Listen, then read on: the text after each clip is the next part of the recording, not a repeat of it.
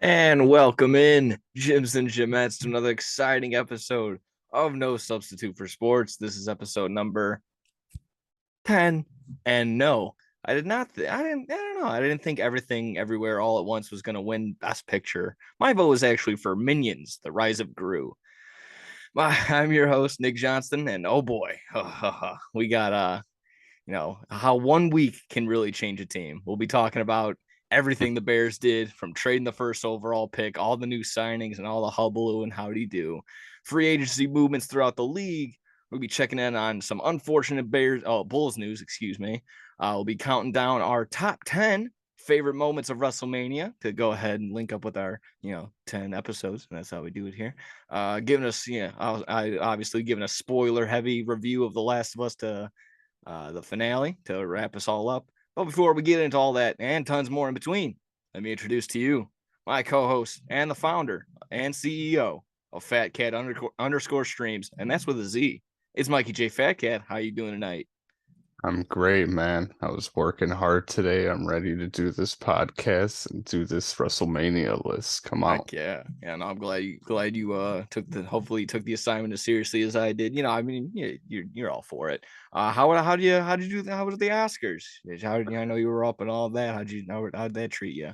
Yeah, those were fun. We went over to me and my brother went to our parents' house to watch them. It was a great time. Um, one I didn't see all of them, but the favorite movie that I saw was Everything Everywhere All at Once. So that I was kept saying to my parents, like, "Oh, that was my favorite movie. I hope they win a bunch of awards." And they won 7 Oscars, so I think it was the most out of any in a while. I think it was like the same as like Lord of the Rings when they won a bunch for Return of the King, but yeah, it was sweet. They deserved it. All that they won out of the 4 actors and actresses, the 3 of them were in that movie that won Oscars, so that's pretty cool. Yeah. But Brendan Fraser was the only other one to win one for The Whale. But they won Best Movie, Best Picture. They won Best Picture, Best Editing, Best. And they win like You know, best score or something like that. yeah, like So they got all the best ones, so it was well deserved. If you've yeah, never seen it, it's definitely worth a watch. It's just I I actually can't have even not. explain it. Yeah, Yeah, just jokingly in the beginning, I have. I mean, I can't give hate one way or the other. I just want to throw out a really bad movie. I looked up worst movies of the year, and Rise of Gru was one of them. So, I mean, yeah, between that, the only thing I know, like Pinocchio, Guillermo del Toro's, but Pinocchio won, and everyone was like happy with that. Cool. I mean, I'm not when it comes to like judging movies and stuff like that. It's just, I mean, it's cool to have that ceremony. I'm all for it if you want to watch it. Just it's all like your perspective. You can always have your own sort of thing, but it always is nice when they get up there and they're acknowledged for what it's worth. So that's all always yeah. pretty cool. So yeah, can't ever hate on it, and it's always just confusing when everyone's on Twitter like, why are they getting all these awards and did this and that? It's just maybe it was just a really good movie, dude. I don't know. Yeah, I it don't know. really Just was. And like you said, it's nice seeing the emotion. I like seeing like how emotional they get and stuff. Like, and a lot of them was their first time winning an Oscar, so it's just cool seeing that stuff. Like Jamie Lee Curtis and Hey Kwan, I think is his name. He played the little kid in Indiana Jones, oh but yeah, I did see yeah, something like that, and he he got took to for he shook Harrison Ford's hand. And he's like, hey, yeah, yeah. that was pretty cool. Yeah, it all So, comes full yeah, circle. I like stuff like that. And Brendan Yeah, Fraser, I absolutely. mean, won his first Oscars, and Michelle Yeoh, who played the main actress in Everything Ever Well, oh, once won her first Oscars. So, that's they all won their first Oscar. Yeah, Now I all think well about that. deserved. So Yeah. that's really cool.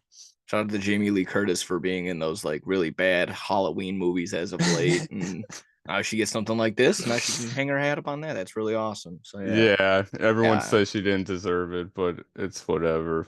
Welcome. I mean, yeah, it's one of those things. It's just some movies just are gonna clean house no matter what. And it's just I don't know. It's you got to think of it kind of like baseball. If you take that person away, is that person still an MVP on that team or something like that? I don't know, man. I'm just trying to tie it in with sports for some. And Uh, sometimes it's just like all about the story. Like yeah, again, like she's never absolutely. won an Oscar before, so it's like when is she really? I don't know. When is she gonna get another chance to win an Oscar? She's getting pretty old now, Yeah, so that's true. Very true. Yeah. So nice, like again, nice for people like that to just get their due and get a nice little joy on that.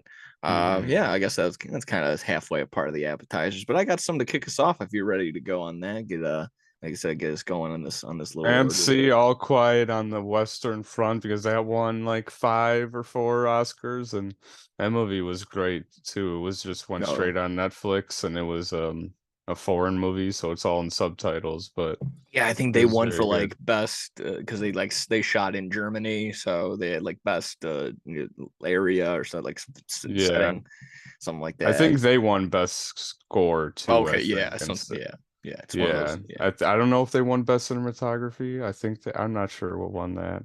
I Can't don't know. recall, but that I, movie I was would good also. have to review Kyle's.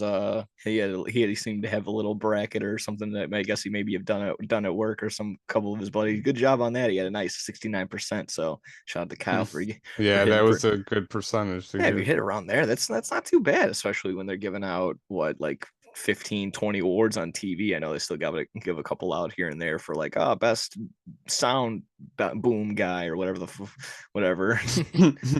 Best person holding up the cue cards and other stuff like that. So there's a lot of like other underneath stuff that they always give away.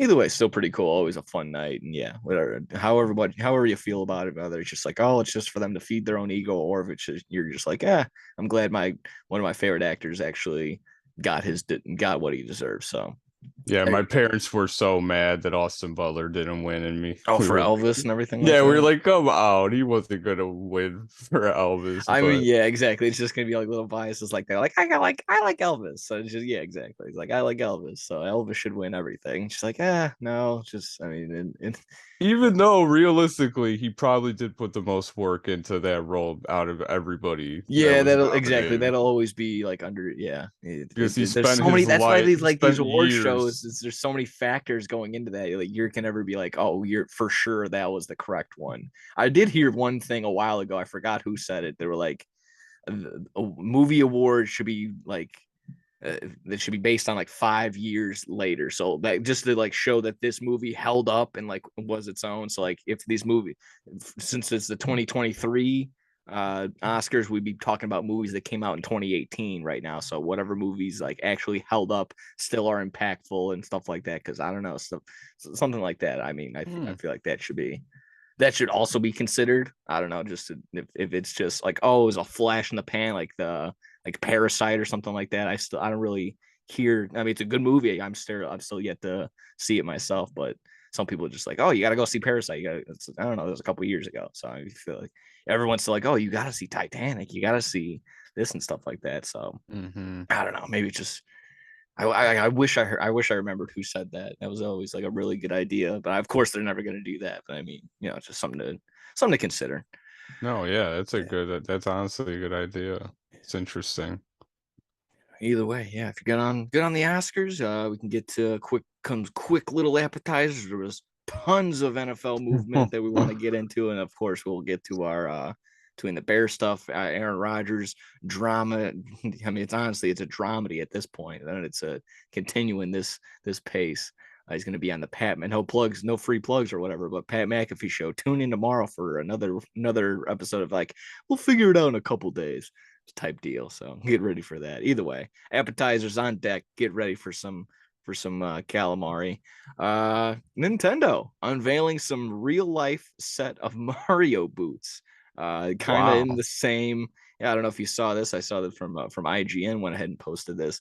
It's kind of in the same vein of these Astro boots that came out. What other shoe? What I mean, when you think of Mario, do you really think of his shoes right away? I usually just think of the big nose and like his overalls and stuff like that, his hat. But hey, man, go for these big old ugly shoes. Go Oh, feel I'm free. getting those shoes. I mean, just in I- time for the movie, I suppose. But I yeah, I'm mean, what wearing a those to the movie with my with a big old Mario fake hat mustache. and I mean, what other shoes or maybe accessories could we be expecting on the other way? Do you think? Could you think of any at the overalls. top? Yeah, overalls for sure. I was thinking maybe like other characters like Crash Bandicoot. We can go with his shorts or something like that.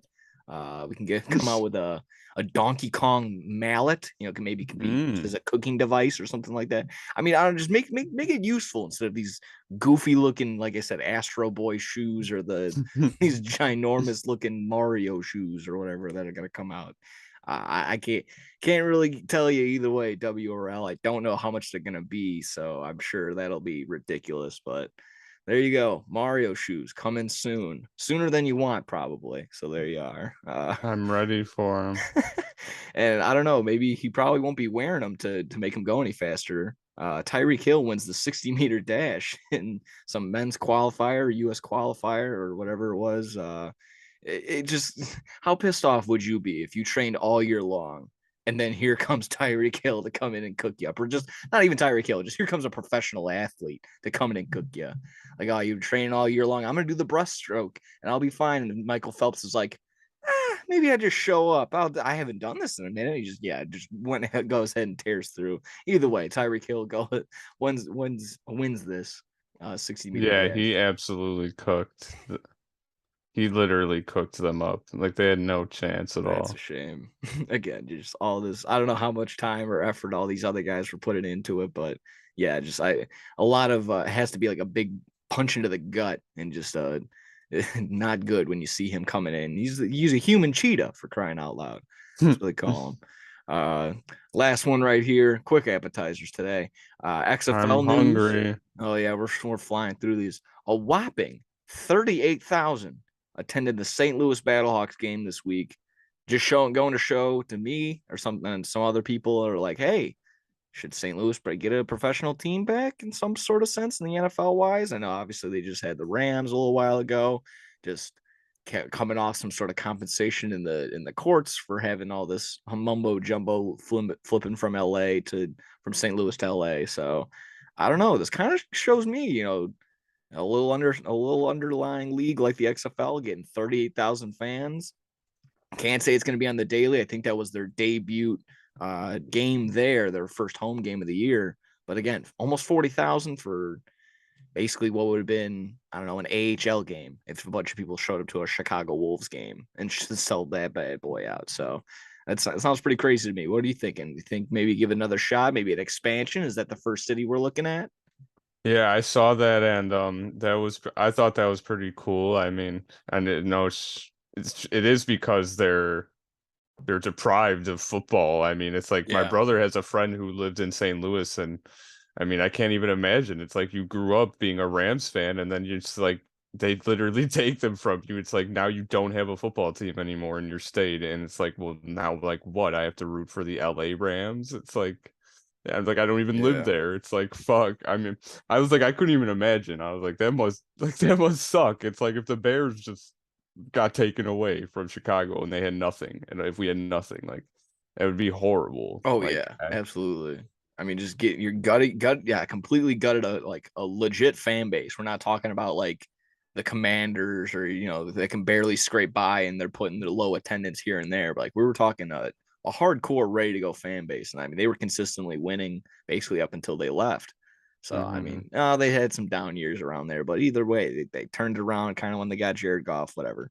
Uh, yeah, just yeah, kind of goes to show. I mean, they show up and show out at St. Louis Cardinals games, especially not just for playoff time. They're a consistent sellout throughout the year. Very much high in attendance. Whenever they get the chance, St. Louis they get a night. They show up for their squad. So I don't know. Again, if I'm they're glad that they at least have something, even though yeah, I know it's just the XFL, but at least it's something. exactly. I'm not quite sure who their college teams are, but I'm sure they probably do well at some points. Again, just something to do out there. I don't know. And that's just how it is in St. Louis, Missouri. Uh, hmm I'm in Missouri, whatever that thing was. Ooh. All right, if you're good on appetizers, we can head on to Um, the main course and get some NFL into us. We can talk Bears, Packer. Unfortunately, we might probably talk some Packer, like I said, Aaron mm. Rodgers, all that horrible stuff. But we'll hit the high points, hit all the key free agents that signed. Still got a couple big names waiting in the shadows. Oh, excuse me, Orlando Brown Jr. is supposed to a bunch of reports that the Bears signed him today, but that didn't happen according to any legit source. So oh my God, all these burps all at Mm. once. Let me get all these out. Either way, let's go ahead and dive on in. Broke on Friday. Bears trade the number one overall pick. In exchange, we get the ninth overall. The ninth overall in this year, excuse me, a third rounder a first in 2024 and a first in 2025. And the icing on the cake, DJ Moore, wide receiver. I absolutely love it. Again, all of his numbers might not be crazy, but 3 years in the league, all over 1,100 yards each. In terms of pass attempt, target share, it's Devontae Adams, somebody else, and then it's DJ Moore. So that's pretty good to me in my book. Wow. Getting a key position that the Bears need. While the wide receiver room isn't fantastic, they're too crazy, and you're not going to sit there and have nightmares over it. But if we get Claypool back into some consistent role, Darnell Mooney, I've said here before, again, he's not the number one, but now we have our number one, DJ Moore for sure.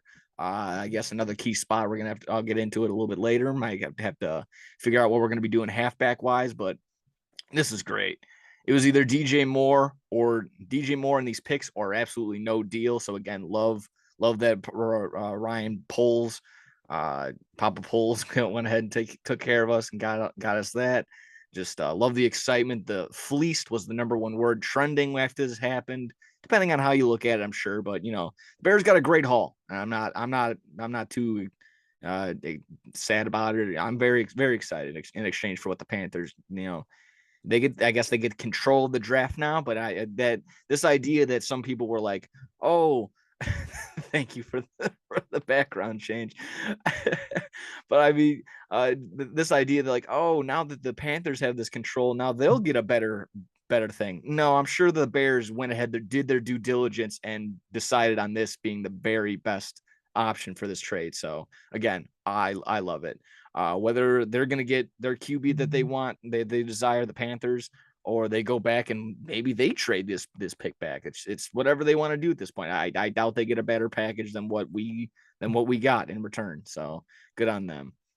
Now it's just really a matter of what we do with what. I mean, I'm sure again with the Panthers, they'll figure that out with their pick, and we got 4 picks in the top 65. That's a prime spot. That's where you get playmakers. That's what we want to do. So what are we going to do at number 9? You can't really go wrong. Again, stop me if I'm talking crazy, but it would be like a major reach. I'm talking like a punter from Cornville University that no one's ever heard of to be like, what are you doing? As long as you stay away from QB, obviously, we got our guy, we got Justin Fields, like he's ready to go. Maybe even stay clear of a wide receiver and a halfback. I'm just, if the number one wide receiver is sitting there, I'm fine with that. But a lot of reports are saying that Jalen Carter, with all this legal drama, he might now fall to where the Bears can still snag him. So that's fantastic. Yeah, I'll take the slim chance of getting Jalen Carter sliding down. It's exciting. It's exactly what the Bears need. Haven't addressed that in free agency as of late. Even I wrote this last night, and still haven't done anything today on that. We did, however, got 2 solid linebackers. We'll get to that in just a little bit. As long as the person drafted is top tier at their position or like is considered the clear number one, I'll be happy. I'm just can only hope that other Bears fans feel the same. I'm sure there'll be a couple names, but Will Anderson will be gone. I'm sure Arizona is going to snag him at number 3. There's always this hype that all these QBs are going to go in the top 10, but a lot of these guys, Desmond Ridder went like the 2nd round, 3rd round last year, and Malik Willis was laying off draft boards a lot lately or last year too. I mean, as far as even Lamar Jackson when he got drafted five years ago. So, again, that's always the craze as QB, but there we go. Again, let me see where I'm at on my little script here. As long as again drafting at the top tier position, I'm not going to be upset. Even drafting, even after this draft and free agency, the Bears are still going to have a couple holes, but we'll see how that goes. Still adjusting some stuff here and there. Again, just try and get to see what the Bears did as of late. We got TJ Edwards, 3 years, 19.5 million, 12 guaranteed. Great. Guard Nate Davis, 3 years, 30 million. That's fantastic. He's got 19 and a quarter guaranteed for him. And linebacker, this was the good one. 24 years old, going to be 25 probably when the season starts. Tremaine Edmonds, 4 years, 72 million, 50 million guaranteed. These two contracts are still cheaper than Roquan's combined, and we got a second round pick out of it. So maybe if you're a Roquan guy, I'm sure, but if you subscribe to Football Insider, PPF, whoever takes care of the stats and really hones in on those, would rank both Edwards and Tremaine Edwards over Roquan Smith in terms of efficiency and everything else, stats wise, tech, and everything else. So I'm great. I love the moves. We're hitting two key pieces. You're just going to be again. We're really going to need a defensive line. If we're not going to establish that in free agency, then it's going to be the clear thing that we're going to go with that number 9 spot. If we slide down a little, I don't know. There's going to be a lot of things. But so those guys maybe might only shine if we get a defensive line. That's what I'm kind of alluding to. Either way, I think there's still pretty good moves, and we'll get to a couple other things in general. So anything on the Bears from your perspective? Anything that you shouted at to you before we get to the rest of the guys, the rest of the teams, and the rest of the movement? He cooked. Yeah. Yeah, I mean the Bears have just been making great moves, and I'm happy for Bears fans, I guess. I'm sad. Yeah, this has been a rough one. But I mean, again, kind of checking back in with last week. You were down and out on everything, on anything that the Packers were gonna do. But yeah, I know. Seeing on the other end, it's a little different. So I'm glad we got our guy in DJ Moore. Again, that's fantasy wise, he was actually pretty solid. He had a little stinkers here and there, but had some pretty solid games. He's been a dog. We're just doing everything right. A lot of reporters and a lot of things. Just it's always nice seeing that. Of course, there's always a couple Twitter heads and just talking heads in general that are negative and want to complain. But overall, I mean, Bears Twitter kind of is in agreement that like these are great moves, giving them A pluses and B minuses and stuff like that. But that's it seems to be the consensus grade so far. Again, I love it, and it's still reporting that still got a couple O-line people that we can snag. Orlando Brown Jr. still up in the air. I think he's kind of just playing around, trying to get his best offers and he can. It's right, good for him. I mean, right for him. He's one of the best offensive linemen still available. So do what you can. He'll probably get a big paycheck. I know there's still another name, but it's slipping my mind as of right now that we'll probably end up still offering. But yeah, I mean, I love it. It's still looking good, and Packers haven't done anything. So, and the Bears went ahead and extended their long snapper. I'll get his name in just a second, but when it's always looking good when we extend our long snapper.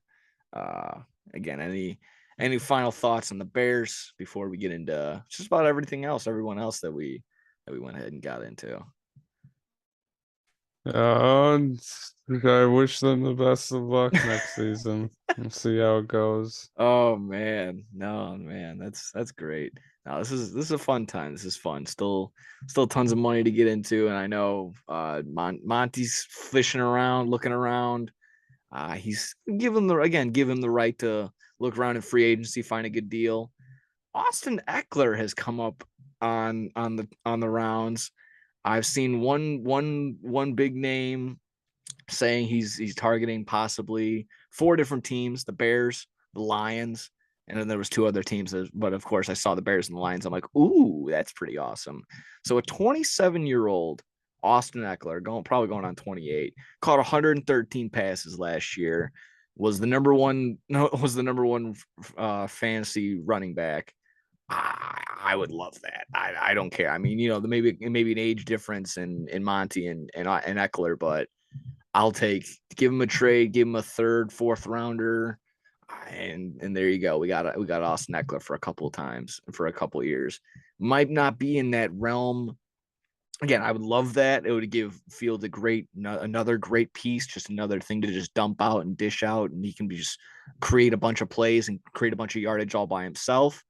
But we're not really necessarily in that win now part where a team like the Bills, like that's their last that's their last piece that they need. And I think they should go out and get Derrick Henry or probably go out and get a guy like Austin Eckler. But yeah, that's just where I'm thinking with him necessarily. I'm a big Austin Eckler guy. I've drafted him in a bunch of leagues and throughout these past couple of years, and he's just so much fun to watch, even if I didn't have him. So I would love to see him in a Bears uni. That would be great. That would be phenomenal. So that'd be pretty cool.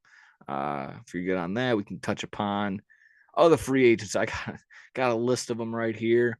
I'll plow through them. Those are just the ones I've gathered, and we can just you might maybe stop me right there if you feel like you got to talk about it right there, or if we can just wait till the end and just think about what's the best that you think is the best. I'm saying a bunch of words. I have a bunch of word salad right now.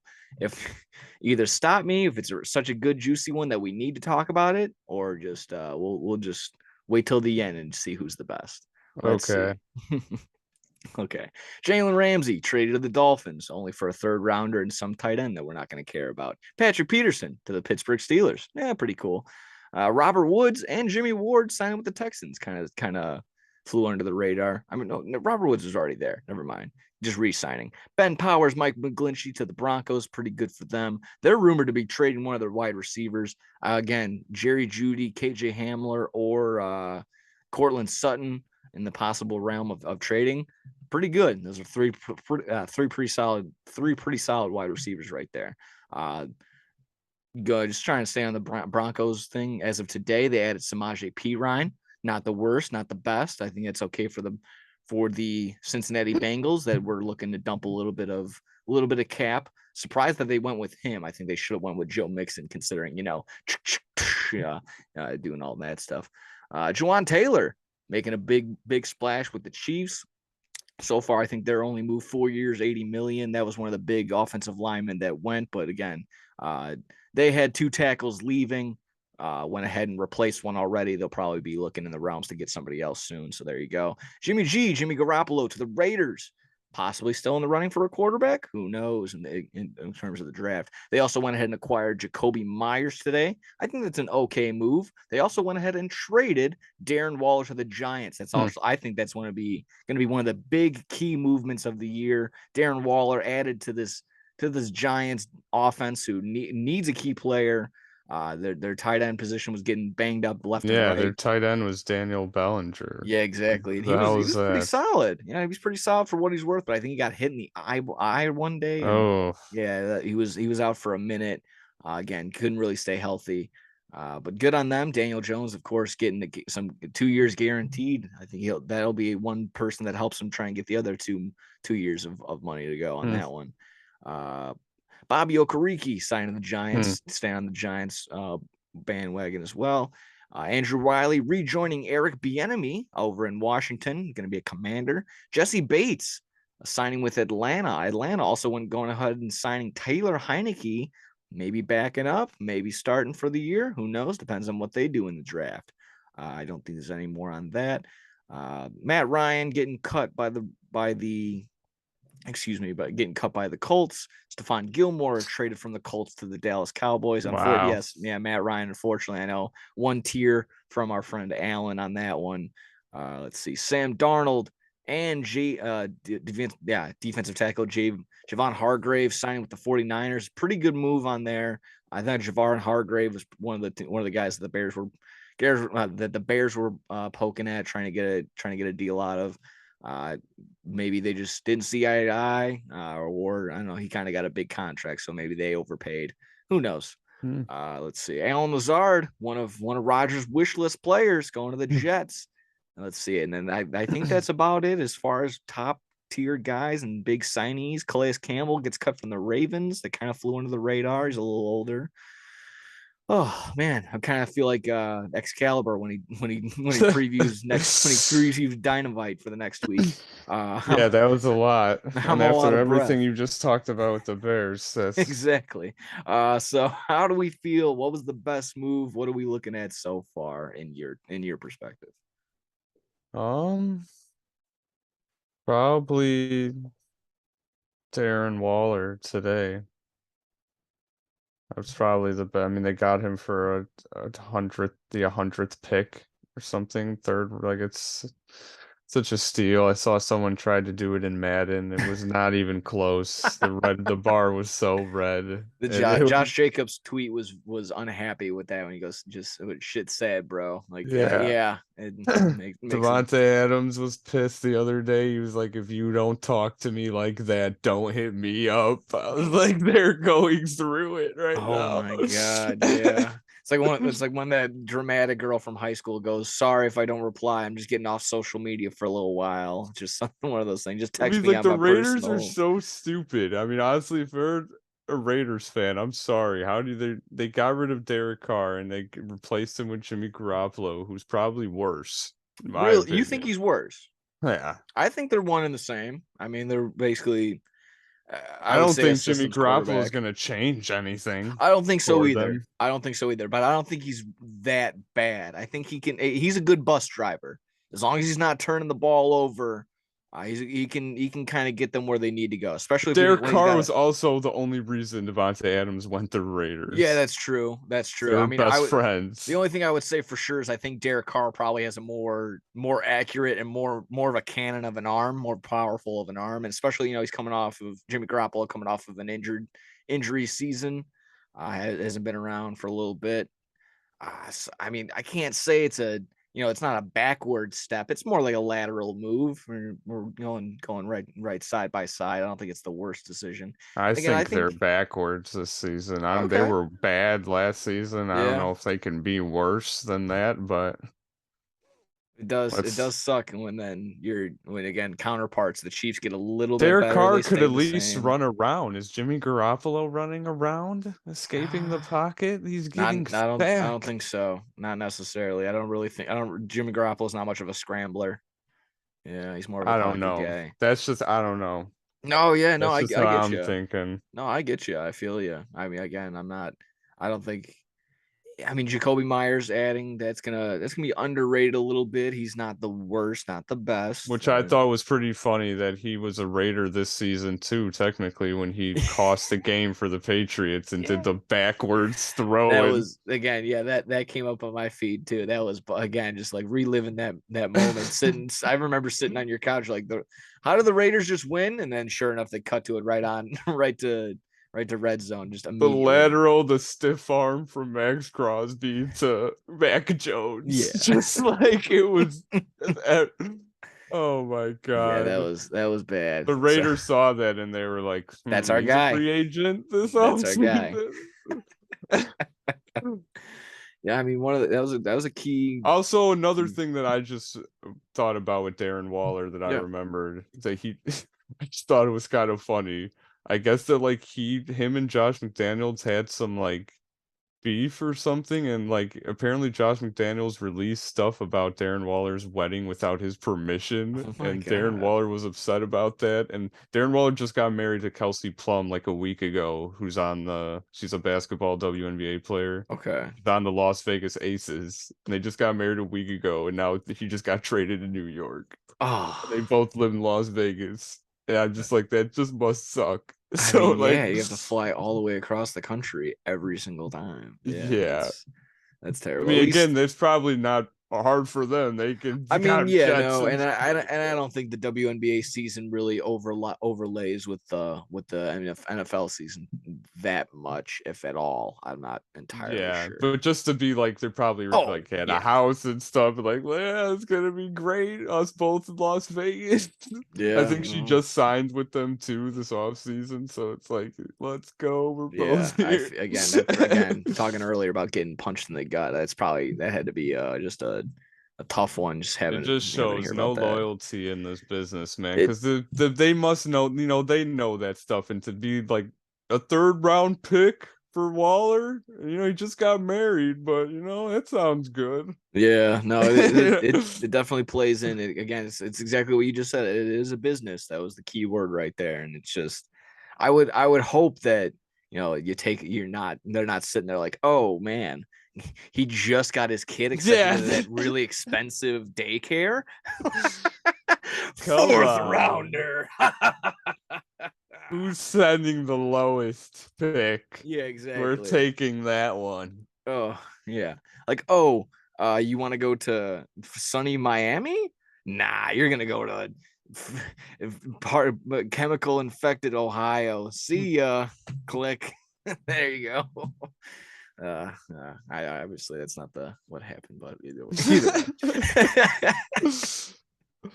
Regardless, that. Yeah, again, that does suck. That sucks a fat one, Darren Waller. But I'm sure he's gonna have a much better season out in, with kind of Probably. with that trajectory, like you were saying, if he was gonna be with the Raiders, kind of on the downtrend, not likely to make the playoffs. If the Giants, again, I said this past They're a couple weeks. feisty team. It's exactly that. Brian Dable's a good coach, and you can hope and pray maybe some sort of same luck like last year, where the NFC just isn't that good. Maybe you get one game better than the other. Either way, seems okay. The Maybe they can. Cowboys adding Gilmore was a big pickup for them. I mean, I that's think gonna make so. that's at Yeah. least that's gonna help I mean, him and Trayvon Diggs. And I saw that the Eagles were calling the Cowboys about trading them Darius Slay, which I was like, it's so ridiculous. Why would you trade a player like him to one of your in-division rivals? Which I just thought that was absurd when I saw Well, you that. said But Darius Slay was going to go where? You said the to the Cowboys. Oh, you said Cowboys, the yeah. Cowboys called. I mean, yeah, that. No, the Eagles called the Cowboys apparently about Oh, it, which okay. I'm just like Wow. they're like you want Darius Slay, which it probably happened before the Gilmore Yeah. trade, but it's still just like I can't like that's just ridiculous. Yeah. You I'm know, like sure the when the Bears or the dust. Packers would never call each other and be like, "Hey, you want somebody?" Exactly. Yeah. That's why I'm kind of sitting there. I was sitting there earlier when I'm like, oh, the Bears would have got the best draft or the best trade possible. I don't think anyone would hold out, but there's that small chance where like the Packers raise their hand a little bit later and Hmm. give out a but again, that's really cartoony, The really, Bears really got the dumb. best trade that they could Absolutely. have I think got. so And too. if anyone is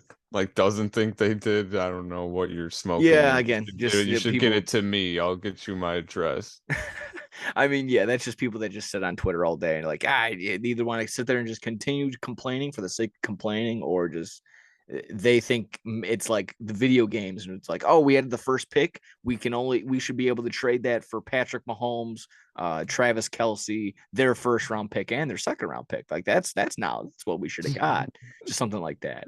Yeah, Yeah, I like know. I knew someone that was saying like I wish we got Brian Burns too, or like something. It's like sometimes they got you We got got a good. 4 picks and DJ Moore, who again I think he's had like over 1,000+ receiving yard seasons in like the past 3 years, and Three 1,100-yard seasons with straight. who to nobody quarterbacks. Yeah. Like Justin Fields is going to be by far the best quarterback he's played with in a minute. Yeah, So between Sam Darnold, PJ Walker, Baker Mayfield, Cam Newton.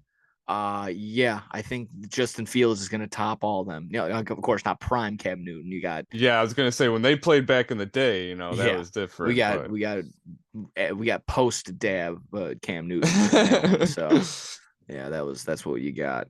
Either way, I'm sure when the dust settles, we'll be picking teams that were winners and losers from free agency. But just two teams that I think it's kind of flying under the radar. Uh, One for sure, and I kind of mentioned this in our group chat. The Titans are done. The Titans are absolutely done. It seems like they're not really signing anybody. All their top guys are getting signed by other they're people. releasing They people. released, yeah, Like, released a bunch of veterans that were looking. Taylor Lewan. He's got his podcast. I'm sure he went ahead and recapped everything. But he's just been hurt. He's had a knee injury. He's yeah. basically been out the entire year. Of course, like the Bears getting Nate Jones.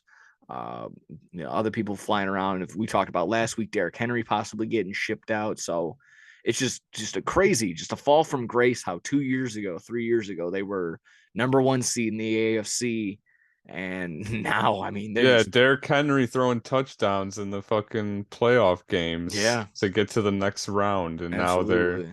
They're just gonna be fighting in tank bowls for probably the number one pick next year. I think it's the Malik Willis is not the guy. That mm, Burks that were I think that's their wide receiver. yeah, Trayvon He's got Burks. some potential, but he's going to need a good quarterback thrown to him. I mean, again, between Willis and Ryan Tannehill, that's not going to get it done. Again, Derrick Henry's your only saving grace, but there's no defense. There's And there's nobody no O else. line to Yeah. protect him You anymore. need and no, yeah, it's exactly what makes him a viable option. If you're not going to be able to not going to be able to put Derrick Henry in games when they're already losing 45-10, like it's just not. And we He's were not going to already run the seeing a ball. lot of that this season. I mean, like I had him in fantasy this year, and like he was good, but there was a lot of games where He had a very slow start. yeah, And it took it took prime like midway through the season, and I think he had a nice little playoff run as well. But yeah, getting going, a couple games here and there where he just they weren't going to him, and he was never really the pass option. They always went to yeah. Deontay Foreman for at least the year prior, and then I can't think of the other guy off the top of my head, but either way, yeah, I think the Titans are going to be absolutely done. And something that was alluded to again, maybe after the Super Bowl that I talked about, that the window for the Eagles, that I think it might have just closed. Basically, Wow. yeah, again, getting to the Super Bowl, I don't think They that's going to be an option. Being in the playoff hunt, but not really being a realistic role, I think that's kind of where they're going to be at. They might, Jason Kelsey resigns for a year. That might just be to the keep his. largest contract it's like he got a 1 year $14 million contract for which is just Yeah, ridiculous. But I yeah, mean, if that's he's yeah. that good of a center, I then mean, to you argue that he is that old, but he still is probably top number 1 or 2 at the center position right now. I mean, just in terms of just actually blocking, knowing everything, you got to be one of the smartest guys out in the field when you're the yeah. center, you're the captain of the offensive line. So you got to know everything. You got to know where everyone is going, not just yourself. So he probably does that, and he's probably a phenomenal team leader. So it's Oh yeah. a mixture He of all seems that. like a great guy. Exactly. Also, when So, I saw that contract, I immediately understood why he unretired. I oh was like, yeah, exactly. who would turn that down? Yeah, Hey, between you come that and back, we'll give you $14 million yeah, to play between for us. that and then it's every week you get a plug for your podcast being on playing a football game. You're like, Jason Kelsey, he's got a podcast with his brother. so, Yeah, that's true too. so They just yeah, probably make even more money from that too. yeah, just setting yourself up each and every week. That yeah again. So yeah, just getting again. I think that Eagles the schedule is going to get harder. This was the easiest schedule I forever. don't know if we can say that they're done I now. can't. I Yeah, that's think what I'm saying. I'm not saying they're out of the playoffs. They're going to be 6-11. I think they're going to still be in the hunt a little bit, but in terms of like that's a guaranteed Super Bowl #1 seed. yeah, I I would don't know. think that's going to be No. the case. Jalen Hurts is not like he's going to regress. He still has AJ Brown and Devontae Smith. That they've shown that they're going to do great. Dallas Goedert also is a great tight end option as well. I think they just added Rashard Penny, and I think that's trying to still work something out with Miles Sanders. So, and they just added Boston Scott still. They re-signed him, the giant killer. So again, it's not like they're getting worse. I mean, their defense just isn't getting any better. Getting a little bit older. And again, if the Cowboys are looking to upgrade, the Giants are still going to be a little bit hungry. They're young and hungry.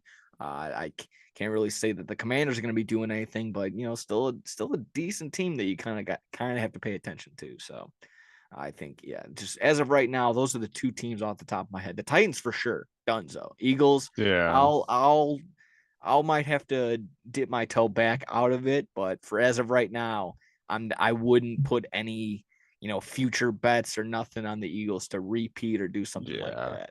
I feel like after last year, we were looking at the Bengals. We're like, you know what? They could turn around and do it again, be right there again. And I'm not feeling that same thing with the Eagles right now. So let's see. We'll just have to see how that Yeah, goes. I mean, the well, yeah, NFC is up for grabs next season, I feel like. I mean, without a doubt. the Buccaneers aren't what they used to be. I mean, everyone they used to, the past couple seasons they've been this dangerous team with Tom Brady. That's done. And, the Packers, it's the inevitable. I wore this to work today because I figured this was the final day that he would be a Packer, but of course this is It's still just being gonna dragged stretch it out, out. and we'll get into that after this, but it's Oh yeah, I mean, get into it right now. Yeah, whatever you want. Whatever you want. This is the huh. time. Talk Packer. Talk. What's this guy doing? Another day. You got to go on this Pat McAfee Yeah, show now and yeah. string it out another day. Hey, look at me. Look at me. All this free agency stuff, but you guys aren't looking at me. Look at me. What are you thinking? This. This is what I'm thinking. You see that? Yeah, I see it. I hope he gets used to this in practice. He's gone.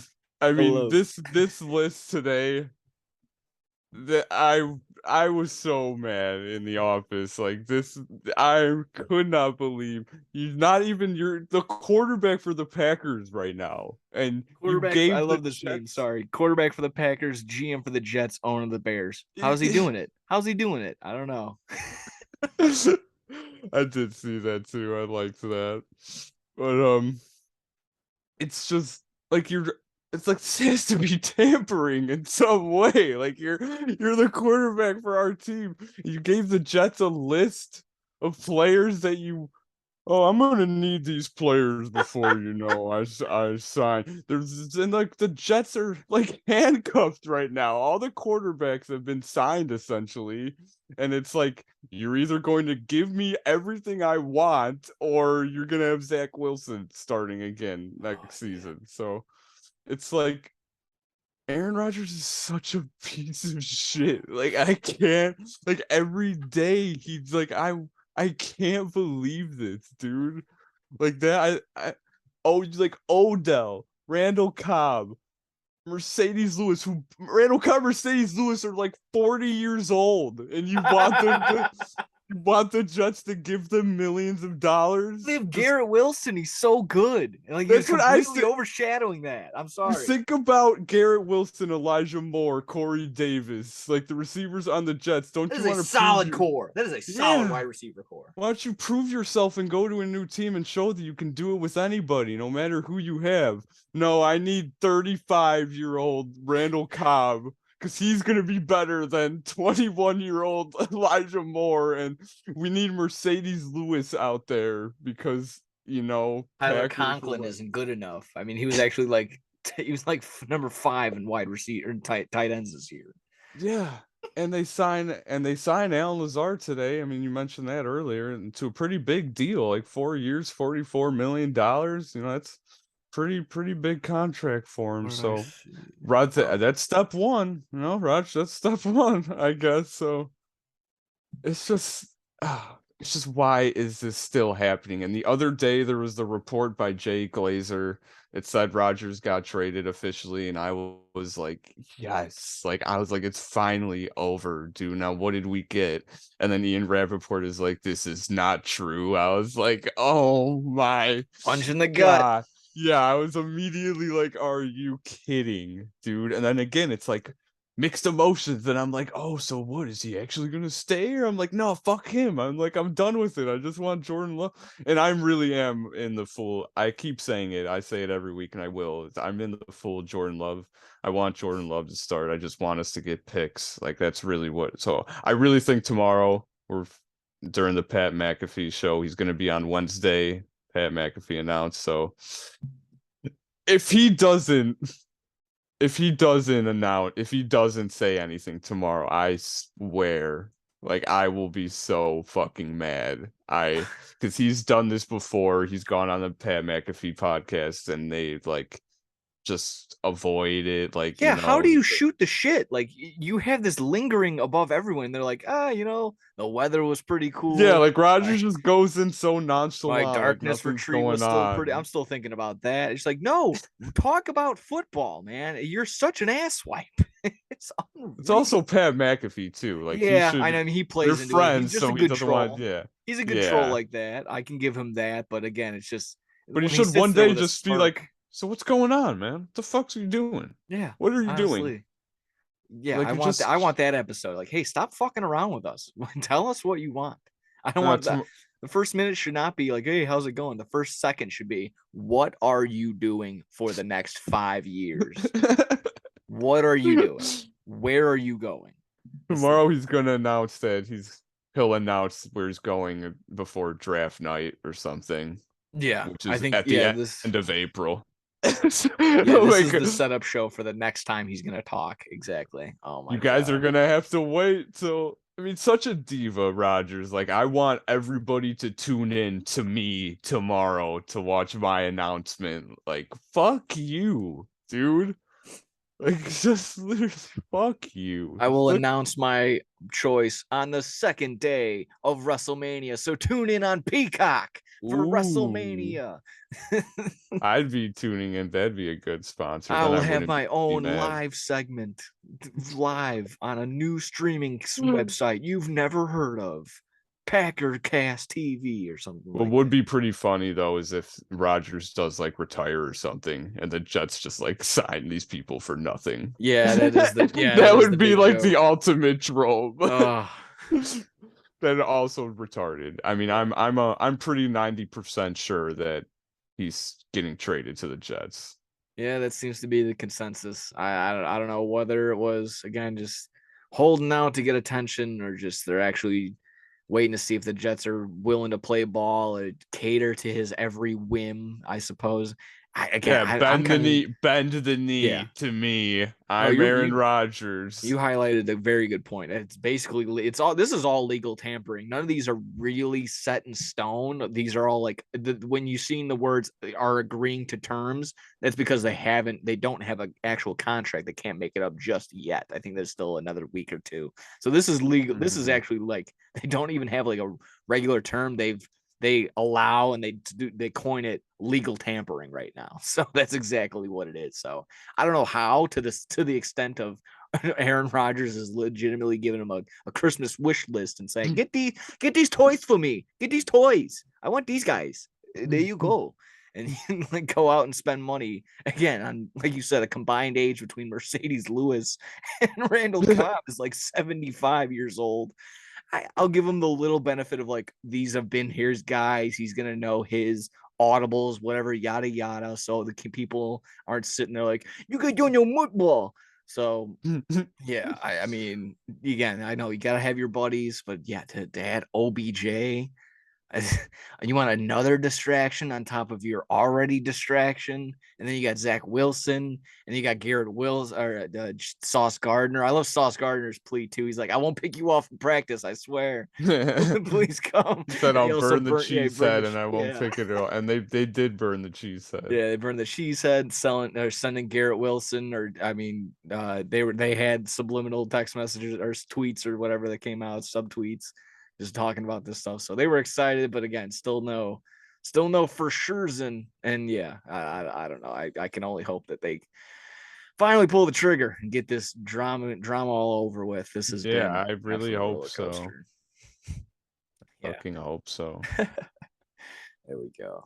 I know. Again, Packer. I mean, I don't know. Packers haven't done anything other than trying to ship out really anybody. Just trying to work on this Aaron Rodgers deal. I suppose they haven't They added anybody, signed right? Kashawn Nixon, Oh, that's right. which was the kick returner that we got in the middle of the season, which was really good actually.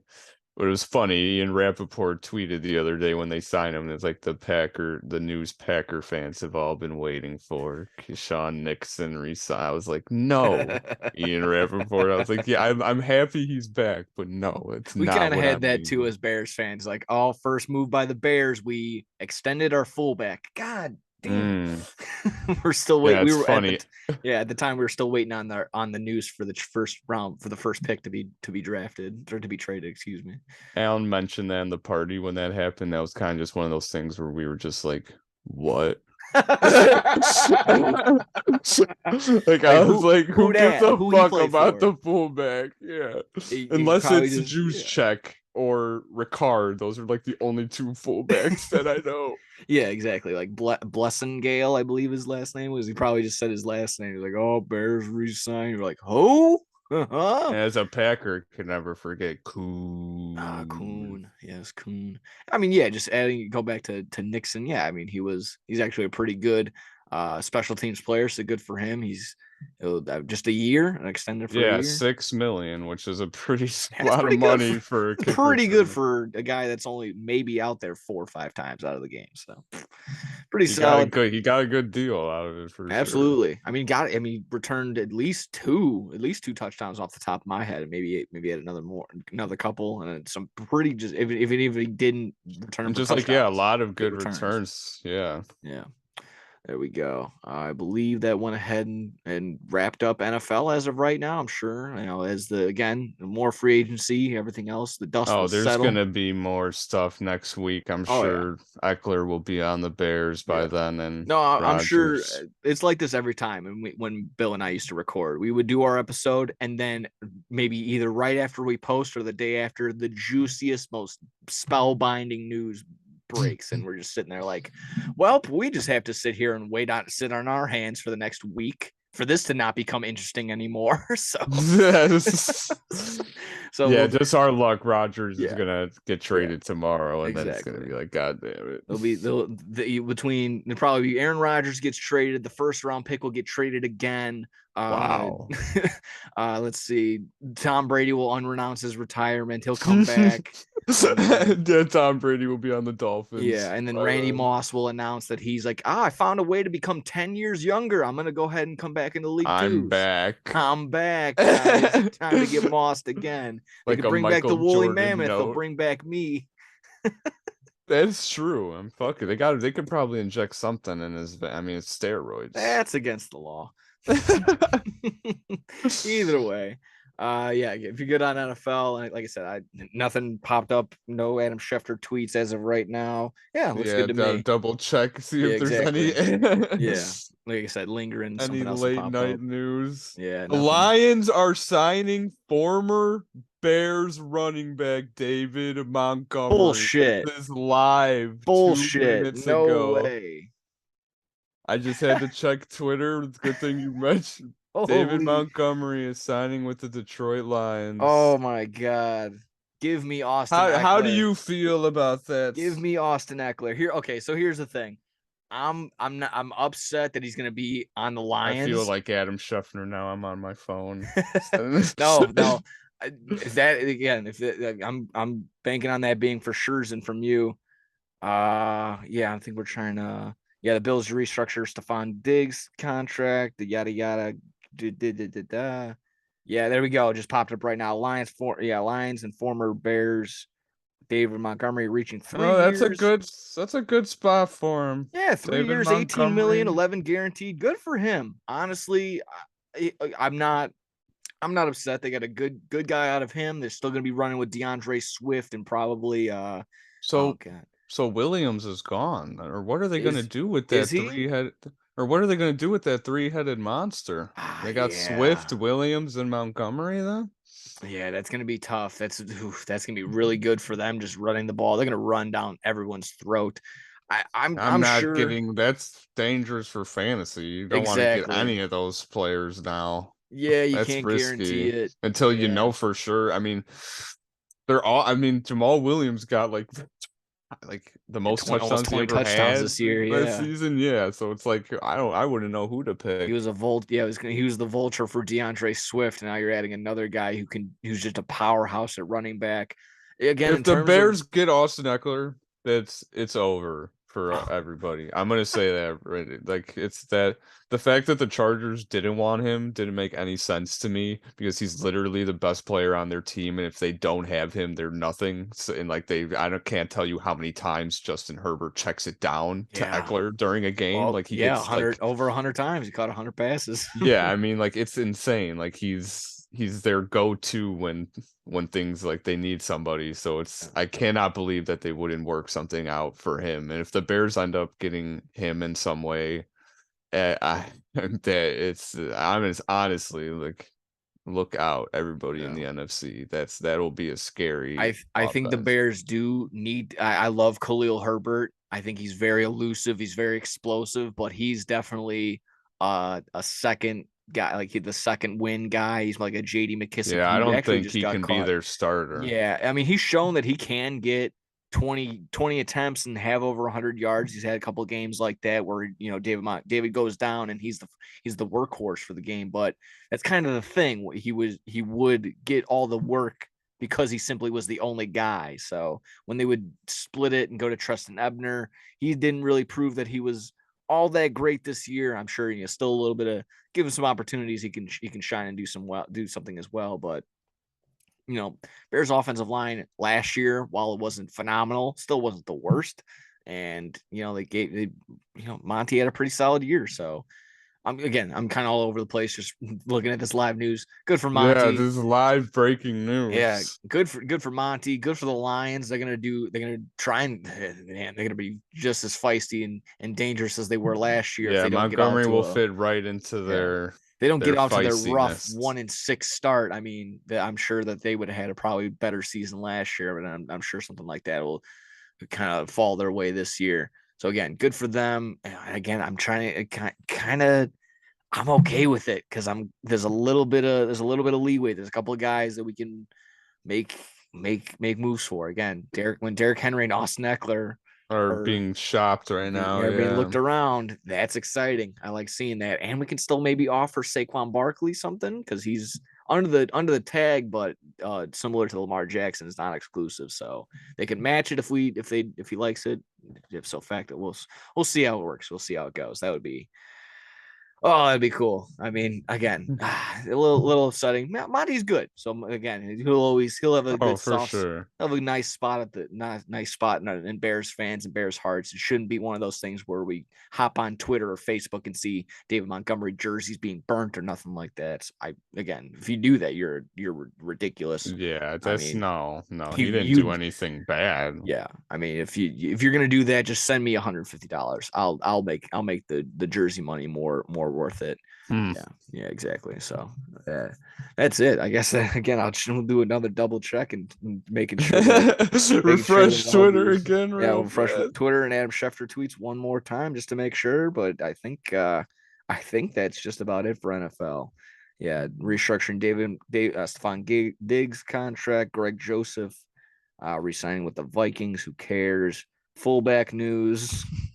No one cares about that unless you're a Raiders Okay, fan. so it says that Jamal Williams is expected to move on from Detroit, so it will be DeAndre Swift and David Montgomery. That's disgusting. That's absolutely disgusting. That's going to be a nice little 1-2 punch. Even I still think they're viable options in fantasy now that we're clearing out the halfback room. Montgomery's definitely an upgrade from Williams. Yeah, I think so. And if again, yeah, it's one and the same. I think it's pretty good. I think Monty's definitely better.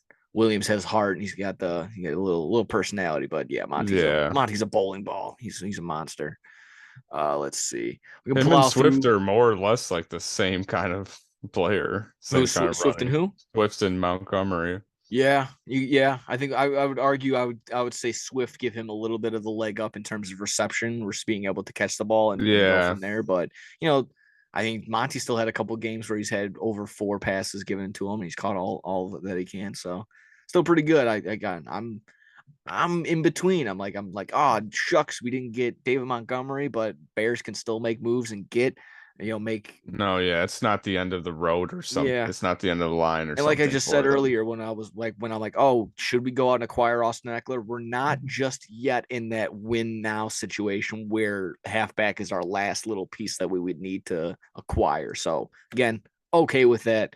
Good for Montgomery, and it'll be nice seeing the Lions getting probably showing him some love. He'll be running the ball a lot too. Yeah. Let's Hmm. see. I'll plow through some NBA. We can get to a little phone call by the Troy guy. Maybe you can check in on some Kentucky. I know they're Oh, unfortunately, if you came here for NCAA March Madness stuff, not really too much into it. Just because I mean, if I gave out advice or insight, it'd be like I'm making it up. I really have nothing to do that. I'm sure if you're into that, there's far superior, more intelligent people that actually know what they're talking about when it comes to college and who has a chance. I'm basically like I'm just the person at the bracket. Like that name sounds nice. Yeah, Yeah, I wish that's a that good I school. could give more information on Yeah, March Madness, but yeah, I don't know anything, and I'm yeah. strictly going to pick schools just off of Like stuff I when John, like. I don't remember what year, but when Johns Hopkins was in the tournament, I'm like, I had them going really far just because he had mentioned that name in Step Brothers because I like that. Like smoke pot with Johnny Hopkins. He's like, no, he did. He's like he went to Northwestern and John Hopkins. smoke pot with Johnny Hopkins. Yeah, Ooh. exactly. So that's why I would pick them to go so far. And like, what Colgate. I like that toothpaste. They're going far too. Colgate. Yeah, I like Oral them. Roberts. That sounds funny. They're going far too. I mean, They they're did actually a bunch of great. seniors from my understanding, so they can actually do something. So see, I'm not entirely too far out of it, but here, kind of focus more on professional, more on NBA. So no defense over here. But we still get some pretty good insight, pretty good news articles. Let's start off with this one really quick. Greg Popovich going to be retiring after this year. I saw this really Ooh. quick. Uh, Obviously, just phenomenal. He's going to be in the Hall of Fame, first ballot when it comes to going to the Basketball Hall of Fame and whatnot. But shout out to probably some of the best in-game and post-game interviews of all time. Just it's literally that one joke where like every comedian we get to is like, why are there sideline reporters? They ask the dumbest questions, and that's exactly how Greg Popovich would interact with them. He's like, Yeah. what do you guys got to do to be better? He's like, we got to score more points and stop them from scoring points. Like, yeah, he'd be like, yeah. He would give them nothing, and it would be gold every single time. So we're gonna be missing that. Haven't really got a bunch of that this year. He's getting up there in age, obviously, so let him have some time to retire and be with his family and whatnot. He deserves it. He's got a bunch of championship rings, bunch of coaching tons and tons of Hall of Famers, not just being on the Spurs, but I believe being a part of Team USA, being in that coaching realm. So tip of the cap. Congrats to Greg Popovich. Somewhat of a connection with last year, or last week, Paul Gasol getting his retirement, and that was actually really cool seeing all that fun stuff. I didn't know that they were gonna put his jersey next to Kobe's, which again, that's if you it is what it is. I like how it looks. It makes a lot of sense. You had Shaq retire next to the 8, and that's when they were teammates, and then you got 24 Kobe retired next to Paul Gasol, and that's when they were teammates and won their championships Yeah. together. So hopefully that's what they were going for. If there was just a happy mistake, that's even funnier too. But I'm sure someone probably went ahead and did the due diligence and planned that out. So pretty cool on that. But yeah, just get back to Greg Popovich in general. He'll be exactly that same thing. He'll have some sort of thing up, ban a retirement coach, however many wins he has, career wins, that'll be up in San Antonio's thing. So Hmm. anything on Greg Popovich from your perspective? Um, I Anything on the mean, pot?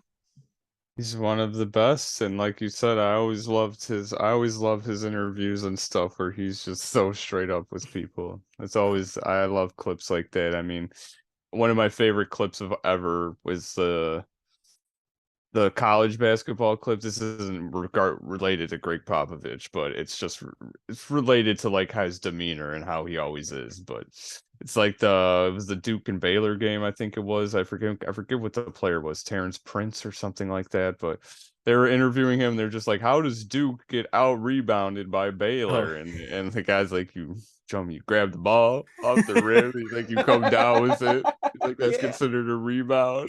yeah. No, He's you're like, so right. It was a Baylor like they had Baylor more of those forward. than we did. It's just They had like more. Yeah, they had more of those than we did. I just love stuff like that.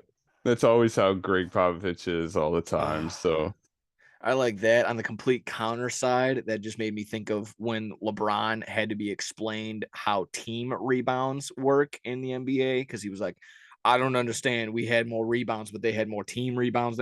I just don't understand. How does this? And then some guy like what? pulled him to the side and was like, team rebounds is when it's like that counts when it's a sideline out of bounds and it's clipped off to the other person. It's just he's just like, I'm sick of being hurt, told we're getting out rebounded. He went off. What? He was in such a bad mood in the interview. I just thought it was so funny that like at the time he was like, you're 15 years into your career, you don't know how a team rebound stat is Yeah, come collected. on, That's LeBron. I mean, I don't expect you to be it's whatever it is, it's a stat nerd or whatever, but pay attention, whatever. Yeah, I'll be honest. I didn't know what that was, but I Yeah, expect you to know, LeBron. You're exactly. I playing mean, in the goddamn NBA. yeah, I mean, I get it. He didn't go to college, but whatever. Mm. It's no excuse. No Maybe excuse. he could take a trip to Akron to this the school he made. He's gonna go to Akron. Yeah, he's the Yeah. kid from Akron, man. I love that. I love that stupid tweet when they'll do that. Uh Let's see. Going over that, good on Pop. John Morant not getting charged with anything related to his firearm. Kind of again something we were alluding to last week. Where I mean, at least in my take was this will be just another opportunity for us to be like, hey, redemption, he'll be okay, and this will all get settled. And as of Monday the 13th, he was entered a counseling program in Florida. Unfortunately, there's still no timetable on when he'll be returning. So, again, uh, kind of in that 50-50 where I'm like, it sucks. You're not going to know when he's going to be coming back. But, dude, you got to take all the time you need for something like that, whether it's just a mental health type thing or, sometimes you just got to step back and realize, my life's doing pretty good. And again, he's young. He's 23, 24, 25 years old.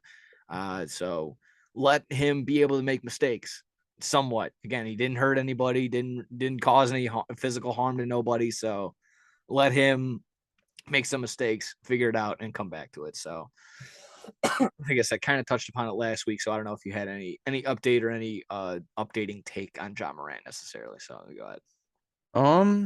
No, yeah, I don't really have, and I've been kind of keeping track with it, but not too much. I almost got tricked earlier by Ballsack Sports on Twitter.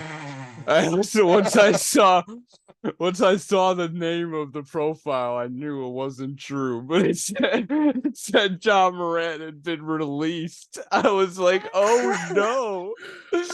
I went to screenshot it. I was like, oh my god, Ballsack Sports.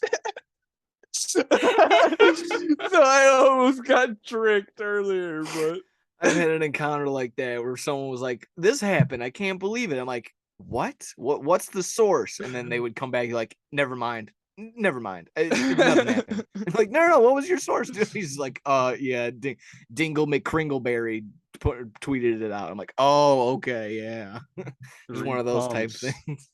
One of the guys from the Key and Peele sketch has the blue tag, and that's you're getting your news source. Yeah, sometimes I just see the blue check mark, and I'm like, oh, it's legit. Ballsack Sports. Yeah, I'm glad I saw that because if I sent that to the group chat, and I would have felt like such a fool.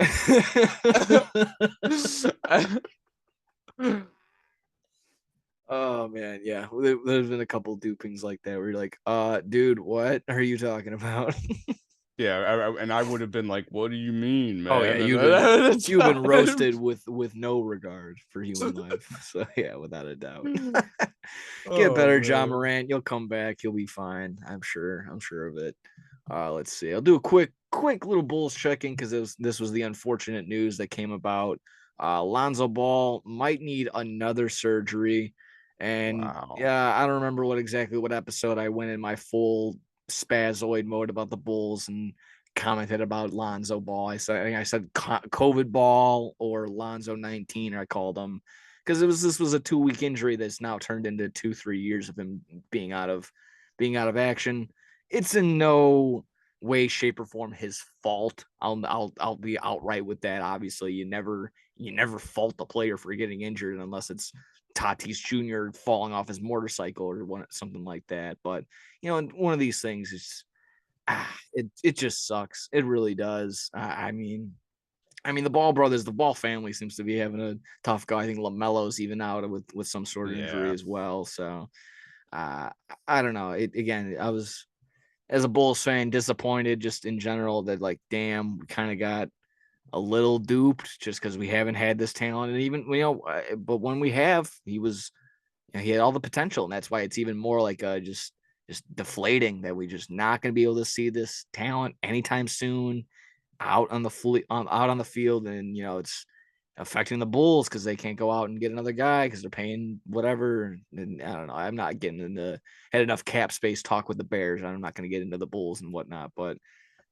just, yeah, very unfortunate. I don't want to sit here and harp on it or be all negative and disappointed, but I guess, since acquiring Patrick Beverley, that was the big thing, the big one. Bulls are halfway decent sometimes and still losing to bad teams at times. I'm trying to pull up the stats and standings right now. Yeah, I think we're it's like still. Alan says it all the time. The Bulls, we were able to beat good teams, but then we lose to the shitty teams. Yeah, It I don't know doesn't make how. any Yeah, sense. at the time, the Boston Celtics only had like 2 losses very early on in the season when they're like 20 games in, and both of them were from the Bulls. But then we go ahead and we'll turn around, we'll lose to Charlotte or Detroit or something like that. Right now, we are tied with the Washington Wizards, same amount of games, but same amount of games back. But Can we make the playoffs? yeah, I we can honestly, still we're still in contention. The only team that's been eliminated, 3 teams have been eliminated mathematically: the Detroit Pistons, the San Antonio Spurs, and the Houston Rockets. Uh, but yeah, the Bulls are 31-36 as of right now. 1 game behind Washington in terms of winning, but they have basically the same winning percentage at 4.64 and 4.63. So yeah, just off by a hundredth of a decimal point in terms of win percentage.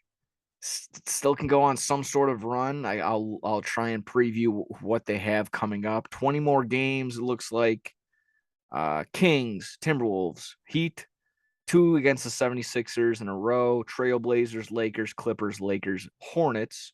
Last 5 games of the season. Grizzlies without Ja Morant. Atlanta, hmm. Bucks, Mavericks, Pistons. I'll be honest. It's not looking good because the Kings are good. Timberwolves are good. Miami's still Yeah, in the the hunt. Kings are really good I this mean, year, I'll actually. flip back to the standings. I think they're the 3rd seed right now. They have 40 wins right now. They're doing better than Phoenix, Golden State, and the Clippers. Nice, Wow. good on them. Uh, I mean, Devon Sabonis is just a monster. Yeah. He's a guy. He's gobbling up rebounds. He's a double machine. But I'm again just look about previewing the rest of these teams. Like I said, Miami, they're always 50-50 because it feels like they always have half their team hurt or their entire team is ready to go. But again, even after that, 2 against the 76ers back to back, I would chalk those up both as losses. Trailblazers in Portland, that's the problem. They go on a West Coast trip. So not looking great. The Lakers, they might not have LeBron James in those games, but they still have Anthony Davis that they're trying to look for a playoff spot too because they're the Lakers, and that's going to be the driving force for the next 2 weeks on ESPN. But I don't know. I would have to compare it really to what the Wizards have to do to maybe get into this playing game. It's possible, but they would really need to show some heart, some heart, hustle, and muscle, like Stacey King would say. So Hmm. yeah, that's basically it on Bulls. If you were good on that, I don't know if you had any more to comment on them.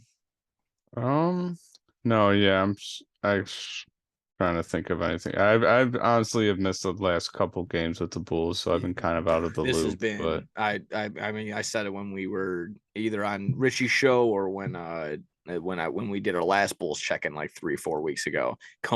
I've been completely checked out on this year. I have no idea what's going on, and it's hmm.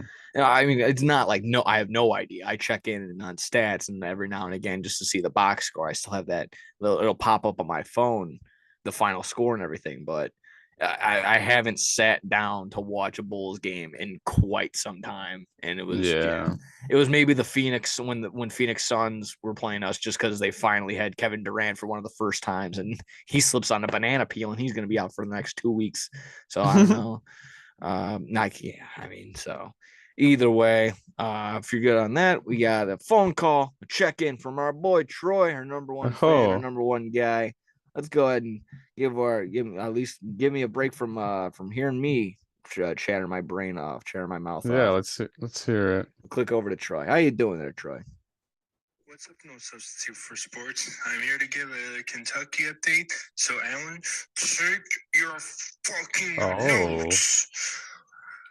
2 losses against Vanderbilt, 1 win against Kansas. I mean, Arkansas. Oh, sorry about that one. How do Thank you know you. Arkansas? We faced Providence in March Madness, first round, Friday, 7:10 p.m. on CBS. No free plugs. I don't think this team is capable of getting past the Sweet 16. Ooh. Wow. I seriously don't know else to put it? I want reimbursement on this team. They have caused me a lot of stress, a lot of time and money wasted by watching them. Oh, And I'd like to make one thing very clear. I'm listening. This defense sucks. And Oscar Sheboy and the turnover, big word coming up. So as long as the no substitute for sports people believe in me, I could get through it. We You got believe. We need to start limiting the turnovers because half our turnovers are miscommunication. I There don't know if you that's how it's go. Damn pronounced, right they are. because That words are was hard, good. numbers are confusing, and big words are scary. If Ah, you didn't That's have true. a title for this episode, well, go ahead, use that. Don't tell me what to do. Oscar Sheba keeps Just kidding. elbowing people like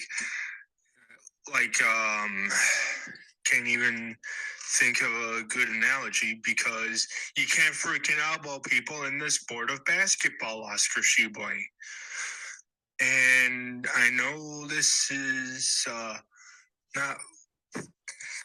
Hey, I guess it's Kentucky related. There's only one player that's projected to go in this year's draft. And guess what? The Bulls don't even have any draft picks for this upcoming draft. So literally, the Bulls have no reason to win and have no reason to lose. We are in no man's land. And if anyone wants to blame me for the Bulls losing, I just want to say Alan was the one who spilled his beer. I drink my beer. Thank you all. Go Kentucky. Go White Sox. There we go. Yeah, Alan and Troy went to the Bulls game over the weekend. Oh man, do you remember who they went up against? Who they played? The Pacers. The Pacers. Pacers, yeah. They kept it close basically all the way till Bulls Alan kind of took spilled a his little bit of a beer? lead. Yeah, Bulls finally took a little bit of a lead. They must have saw that Alan spilled his beer, and then they went ahead and spilled the lead. So yeah, yeah. Troy did want me to went ahead and highlight that, of course. That Alan, of course, did not take any notes. He sent me basically a play-by-play of his notes, given not just from the plays, just from what he's going to the concession stand. They went ahead and they were doing the Bulls garage sale, so that was pretty cool from what I understand. So it sounds like they had a fun time. And again, I know, maybe not harsh, coming down on the Kentucky Wildcats, but some have argued that if they do get, of course, if they get out of the first round, they can make a big run. I hate when people say that, but if they do get out of this first round, they could make a little bit of a run, just because there's a lot of talent on there. Big names can get you by, so they want to get you. They don't want to put too much hopium in your Kentucky Wildcats, Troy, but from word around, I've heard some positive things from Kentucky, so don't be too down and out on them just yet. Either way, that was good. Thank you, of course, Troy. Thank you as always for the phone calls. They're always phenomenal. Always get us on some good talking points afterward as well. Let's see. Got some MLB to cruise through. We'll get some wrestling, and then of course our finale of The Last of Us. We'll dive through that. I just had some quick MLB, just because somewhat Sox related. Halfway, just kind of get a little bit on my chest. Let's see. Two things. Clevenger's agreeing to treatment per request of the league and his ex-wife or baby mama, however you want to say it. I don't know. Good, just good. I mean, go through it. Go through whatever you have to, not to miss games. If you miss games, make it as minimal as possible by agreeing to this treatment or whatever you need to do. So again, I'm not to sit here and say who's guilty and who's not. I'm just trying to be the White Sox fan that just wants to get the talent out there. So if he's there, if he's ready to roll, if he's just an arm, we want him out there. If not, he's expendable. I've said that before. I'm not gonna sit there and linger on Mike Clevenger all too much. So yeah. Let's see. And then finally the one little thing that I saw that I kind of had to just, kind of say, what are you doing? Why you're looking like Aaron Rodgers? Like, hey, look at me type thing. Carlos Rodon already hurt, by the way. He won't be available for the beginning of the season. Just had to throw that in here. Having an article come out surrounding his quote about his time on the White Sox. The quote being, "I don't want to hate on the White Sox, but ... was essentially the title of the article. Relating to him getting non-tenured by the team. He felt that it was a little spot of fire in his belly to go get something to do. Already showing us kind of probably why he wasn't tenured. He's already hurt. He had some downtime when he went on the Giants and whatever. He's got the talent, but the best ability is availability, as cliche as that might be. And he's missed a lot of time, a lot of starts throughout his career, not just on the White Sox, like I said, but missing some time in the Giants. He missed a big extent, if I recall. And like I said, already going to miss spring training, going to be behind the curve on this behind the curb on this pitch timer and whatnot. So good luck, dude. Good luck. Again, if you were gonna just, if you wanted to just get in there and throw your 2 cents on the White Sox and, kick us while we're down, and if you were trying to do that, do whatever you can. But I mean, I don't know. You're 30 years old. They give you a 6-year contract. If you're gonna be that elite going into 36, I don't think he's Justin Verlander. I don't think he's Max Scherzer. He's good, not phenomenal, not great. So if you call that salty or sour grapes Nick, sour grapes White Sox fan, be it as it may, prove it. Truly prove it to me that you're not just going to be, he's going to get wins. He's going to get starts, but he wants to be this big thing where like, oh, I want to start and make sure that I'm starting in October. I want to get big playoff wins and big playoff runs.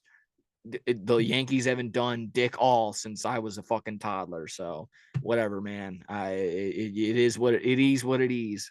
You want to go out and have 100 win seasons and then absolutely crumble in the playoffs? Welcome to the Yankees. There you go. Anything on the Carlos Rodon? He's talking shit about the Sox. So he's talking shit, so I'll talk right back. I didn't see any of that, but yeah, you don't fuck with my team, guy. That's what happens.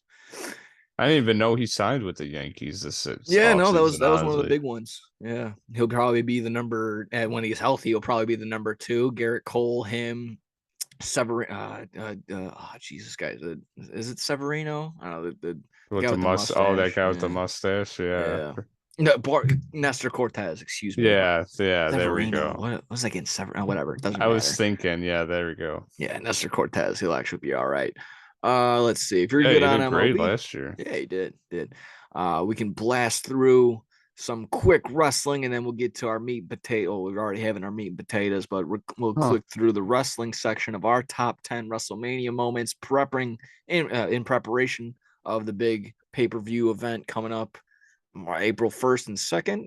That's gonna be fun. So yeah, we'll have 2-3 more episodes to talk, reminisce, and then of course we'll be previewing our thoughts, predictions, and everything between day 1 and day 2, of course, throughout the week. So let's see if you're good on that. We'll just get through the headlines, big things that went on throughout the week.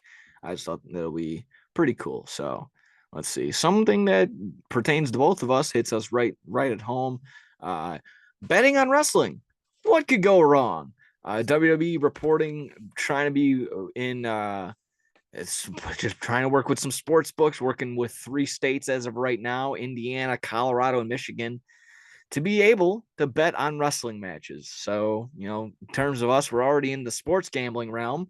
bit.ly/no-sub-bets. If you want to go ahead and sign up on Bet Rivers, go ahead and follow all this jazz and news. Be over 21, be in Illinois. Problem gambling, 1-800-GAMBLER.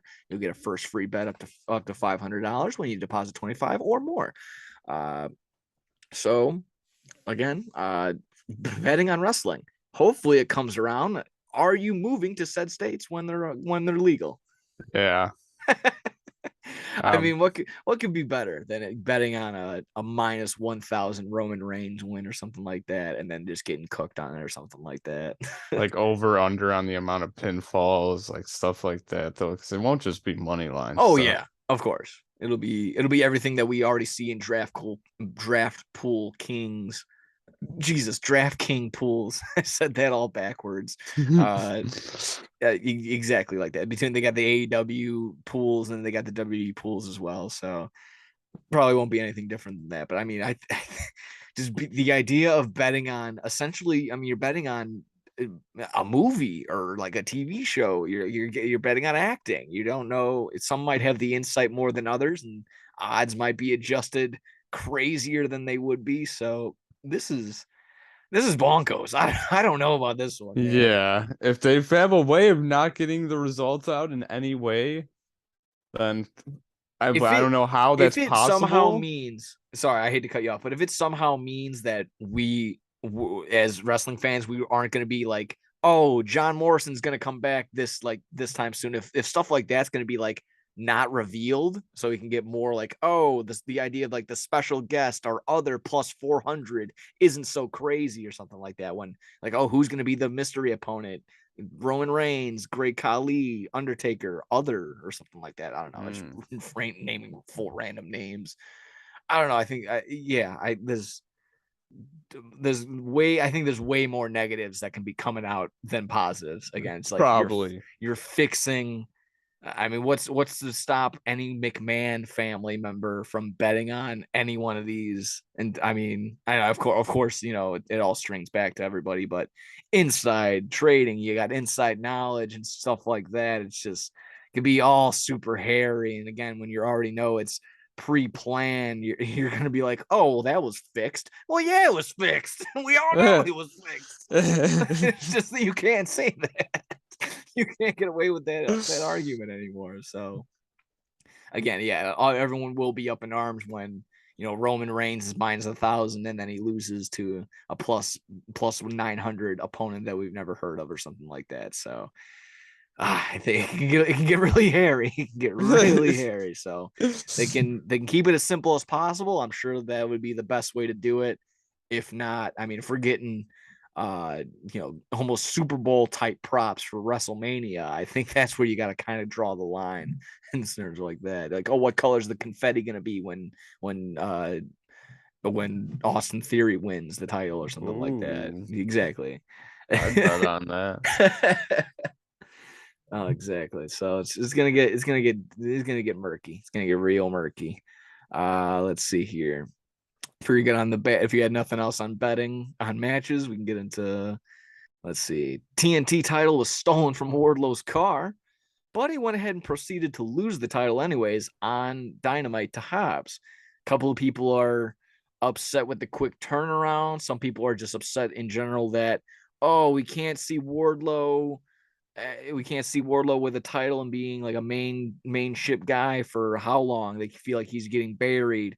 But I would say on the flip side, finally giving Will Hobbs an opportunity to have a singles run as well. But I would also consider the fact that, you know, if the video that Wardlow put out, again, if people aren't aware, the very same night of the pay-per-view or the next morning of, Wardlow's car was broken into, all of his bags. He claimed that his entire quote, like, my entire life is in these bags.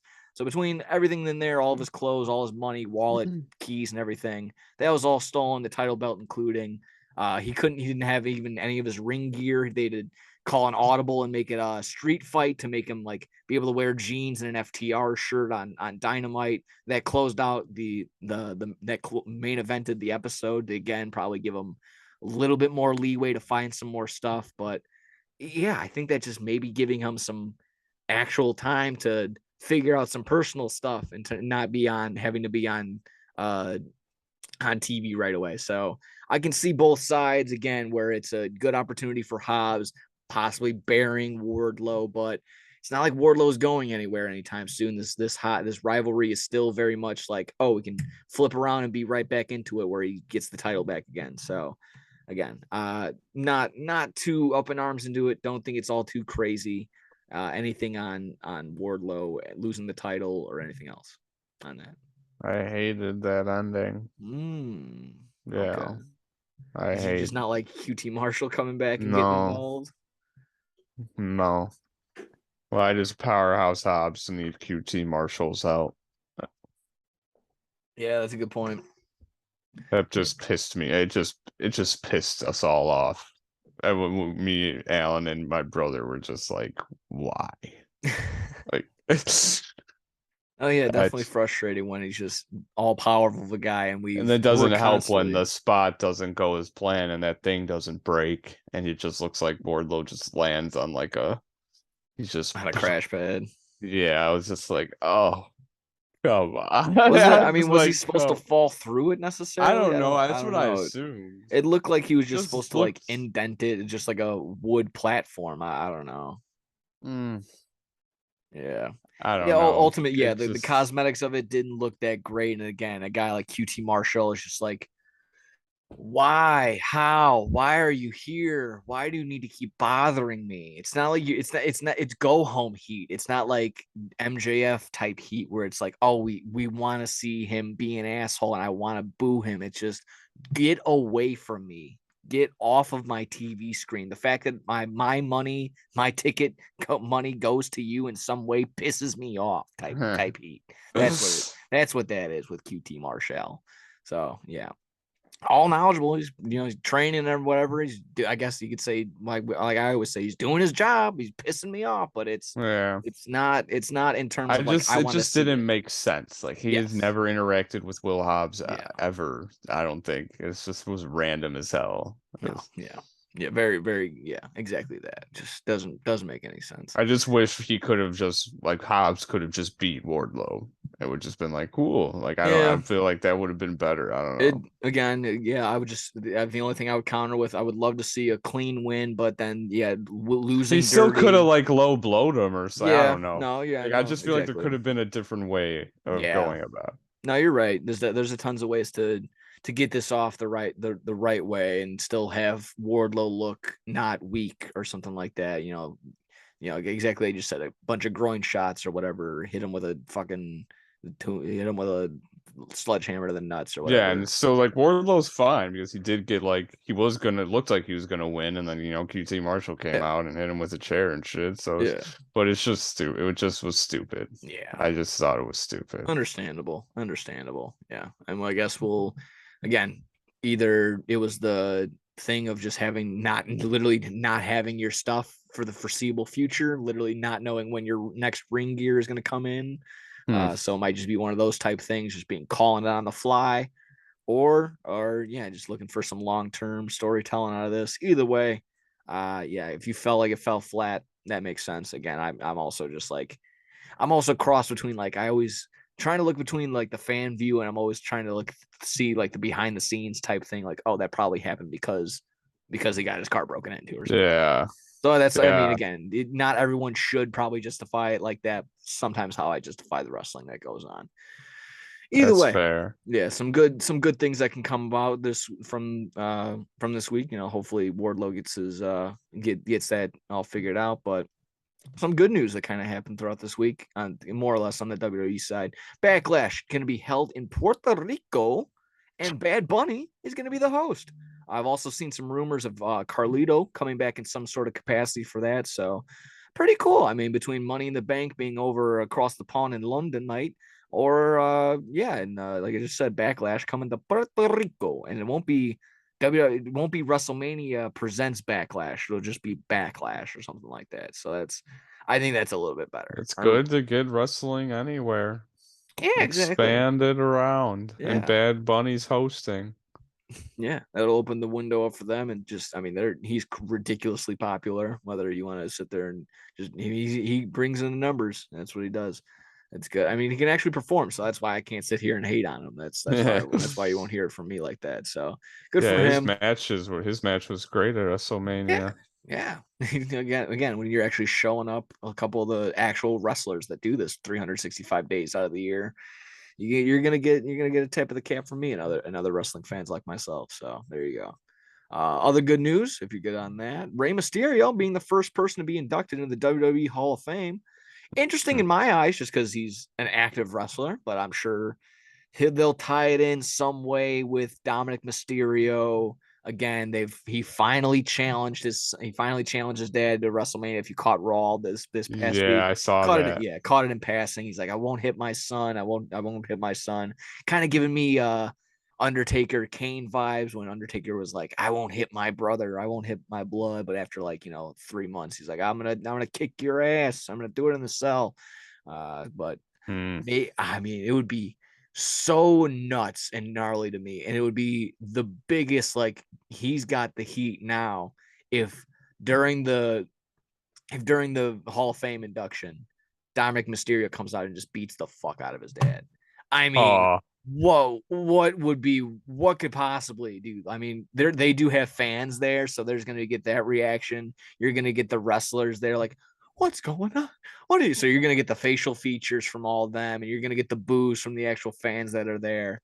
I mean, what? And then the very night after is gonna be finally Dominic, or maybe Ray finally agrees right then and there after a beating from his son, after being humiliated at the Hall of Fame induction ceremony. It'd be so out of pocket. It'd be so crazy. Be a tad bit disrespectful in my eye, but I would overlook it entirely just for the sake of you guys really want Dominic Mysterio to get some fuck you hate, and at that point I would probably be all for it. So if that's the idea, that would be cool. If not, I'm okay with it because I would want Ray to give him his flowers. He's done everything right throughout this entire business. I'm sure he's just one of those guys that from the indies through Mexico, WCW, ECW, he had his little stint over in New Japan, I think, and then he was working with the Young Bucks and stuff like that. And then, of course, his entire tenure in WWE. I'm sure there's nobody that really has a bad thing to say on him, other than that one little Reddit post that, of course, you don't know if it's true or not. When he's like, Rey Mysterio called me a little bitch at a house show. Do you remember? Have you seen that post? No. When he used to, when he would give his mask out, and when he would bring the kid in and like talk to him really quick, the Reddit post said like, "What are you doing with your life, you little bitch?" What? No way. There's nothing to confirm that, but either way, that's still a fun. There's no way. Hilarious little thing. Regardless, I mean, Rey Mysterio, tons of great moments. He's I think he's in an honorable mention of my top 100 or top 10 list. Top 100. Top 100 would be here for another 2.5 hours. Yeah, everyone get your Adderall.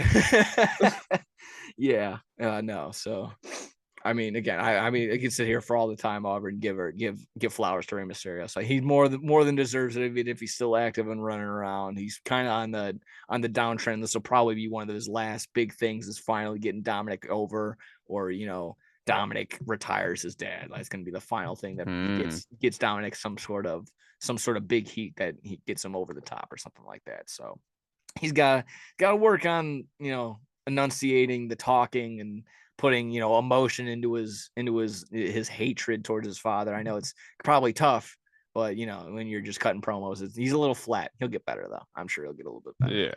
Either way, learning. Yeah. Anything on Rey Mysterio? Yeah, he's one of the best ever. He should definitely be in the Hall of Fame, and good on him, man. Yeah. Any opinion on Conan being the person to induct him? I did see that. I mean, it's fine with me if it's what Ray asked for, so they granted it, and that's always cool to see.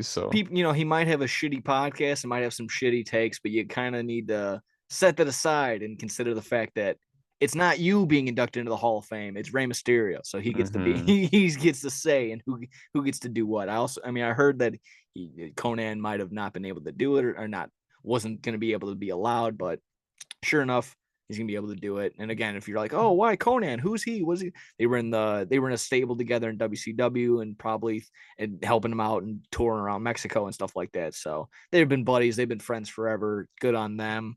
The only other guy I would think of is, of course, if he was still alive, Eddie Guerrero. People throwing around Vicky Guerrero for that same reason, but I was thinking maybe Batista. Batista could have also, put his hat in the ring for that. Maybe Big Show. I don't know, but of course he's working with AEW. Not entirely likely, but Batista would be a good one. But Conan, I feel like, is more personal. Yeah, exactly. If it's in terms of him, if you're going for the personal thing, good. Do that. He's gonna have some actual connection, and that's good. And instead of just running the muck, throwing up together, but I think that's fine. Again, I don't like his podcast. I don't like his takes on wrestling now, but I can't put my personal opinion in that when it comes to this. So if it comes to Ray, if it's all his decision, let it be his. You can't hate on it. You really can't.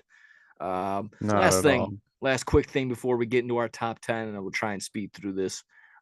Big E, of course, he's still injured and still lingering on if you saw his broken neck from, I don't even know how long ago this was, maybe over a year ago sometimes. The news coming in, he might not be cleared to return ever. So how did the fans react to it? By attacking Ridge Holland, unfortunately, on social media, between calling him a racist or just unsafe worker, go back to the Indies type deal, just attack. I believe also attacks on his family and stuff like that.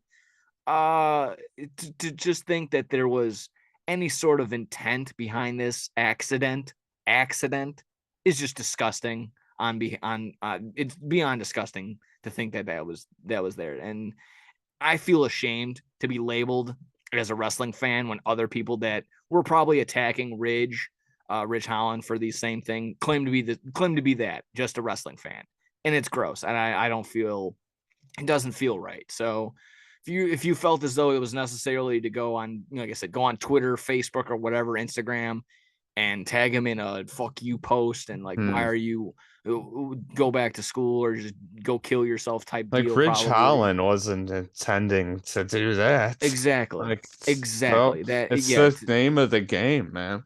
Everyone knows that this is a possibility when you sign up for this shit. Yeah. To have that narrow-minded monkey brain thinking of he wanted him to land on his head. He wanted his spot.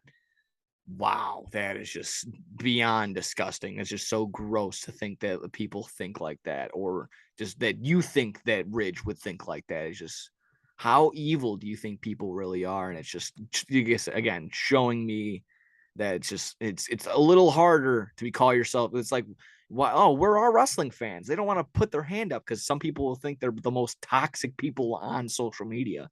And you know what? For good reason. For instances like this, it makes a ton of sense between, we've just in the small history of having episodes. We've already talked about Rey Mysterio and Liv Morgan being hounded by people at the airport for sign my Funko Pop.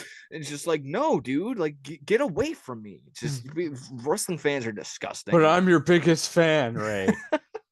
Yeah, exactly. I got pictures of you without your mask on. I'm your biggest fan.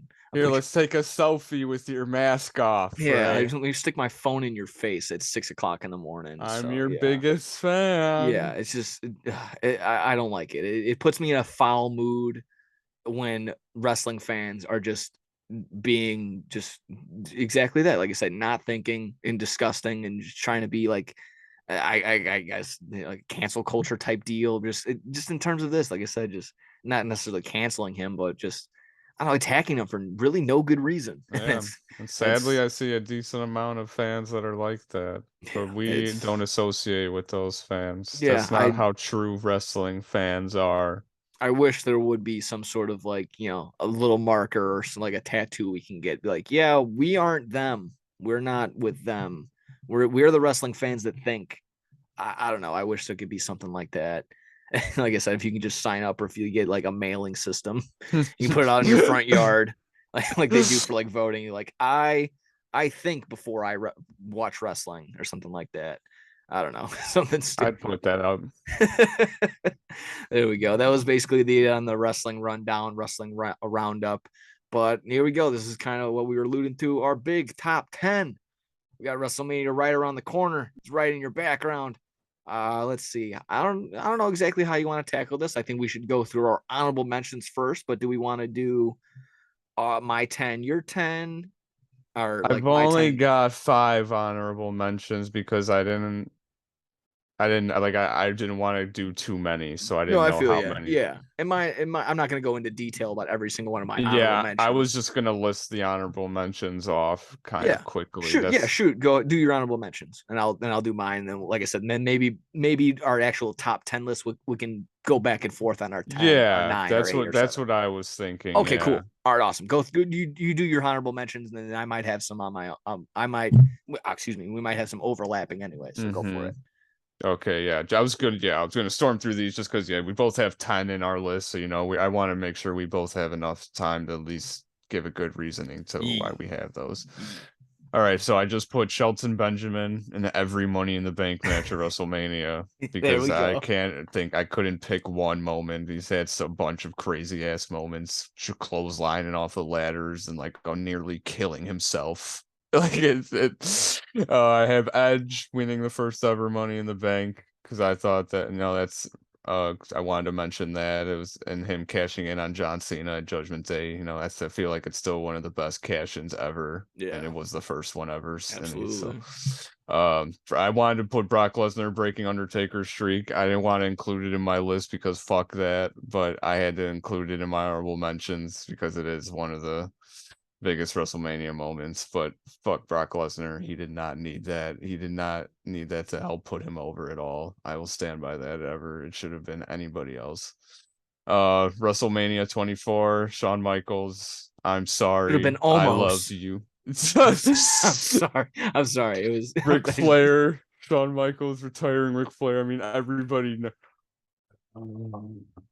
like that's one of the it's one of the best. I loved it. I mean, I would have probably been on the list if Ric Flair didn't tarnish his career and do a bunch of matches after that and That's a good make point. himself look horrible. So That's a good point. if that was his last match ever, that would have been very more memorable. But Sorry, I hate to cut you off, but a report I saw, only $300,000 is what he cashed in on his last match ever. So wow, not the best payday for going out there. yeah, And that doing probably just that. cost all the medical bills that Yeah, he had. yeah. Between that, after party expenses, paying all the wrestlers, you're only having $300K after your last match ever. That's not a good day. That's not a good one.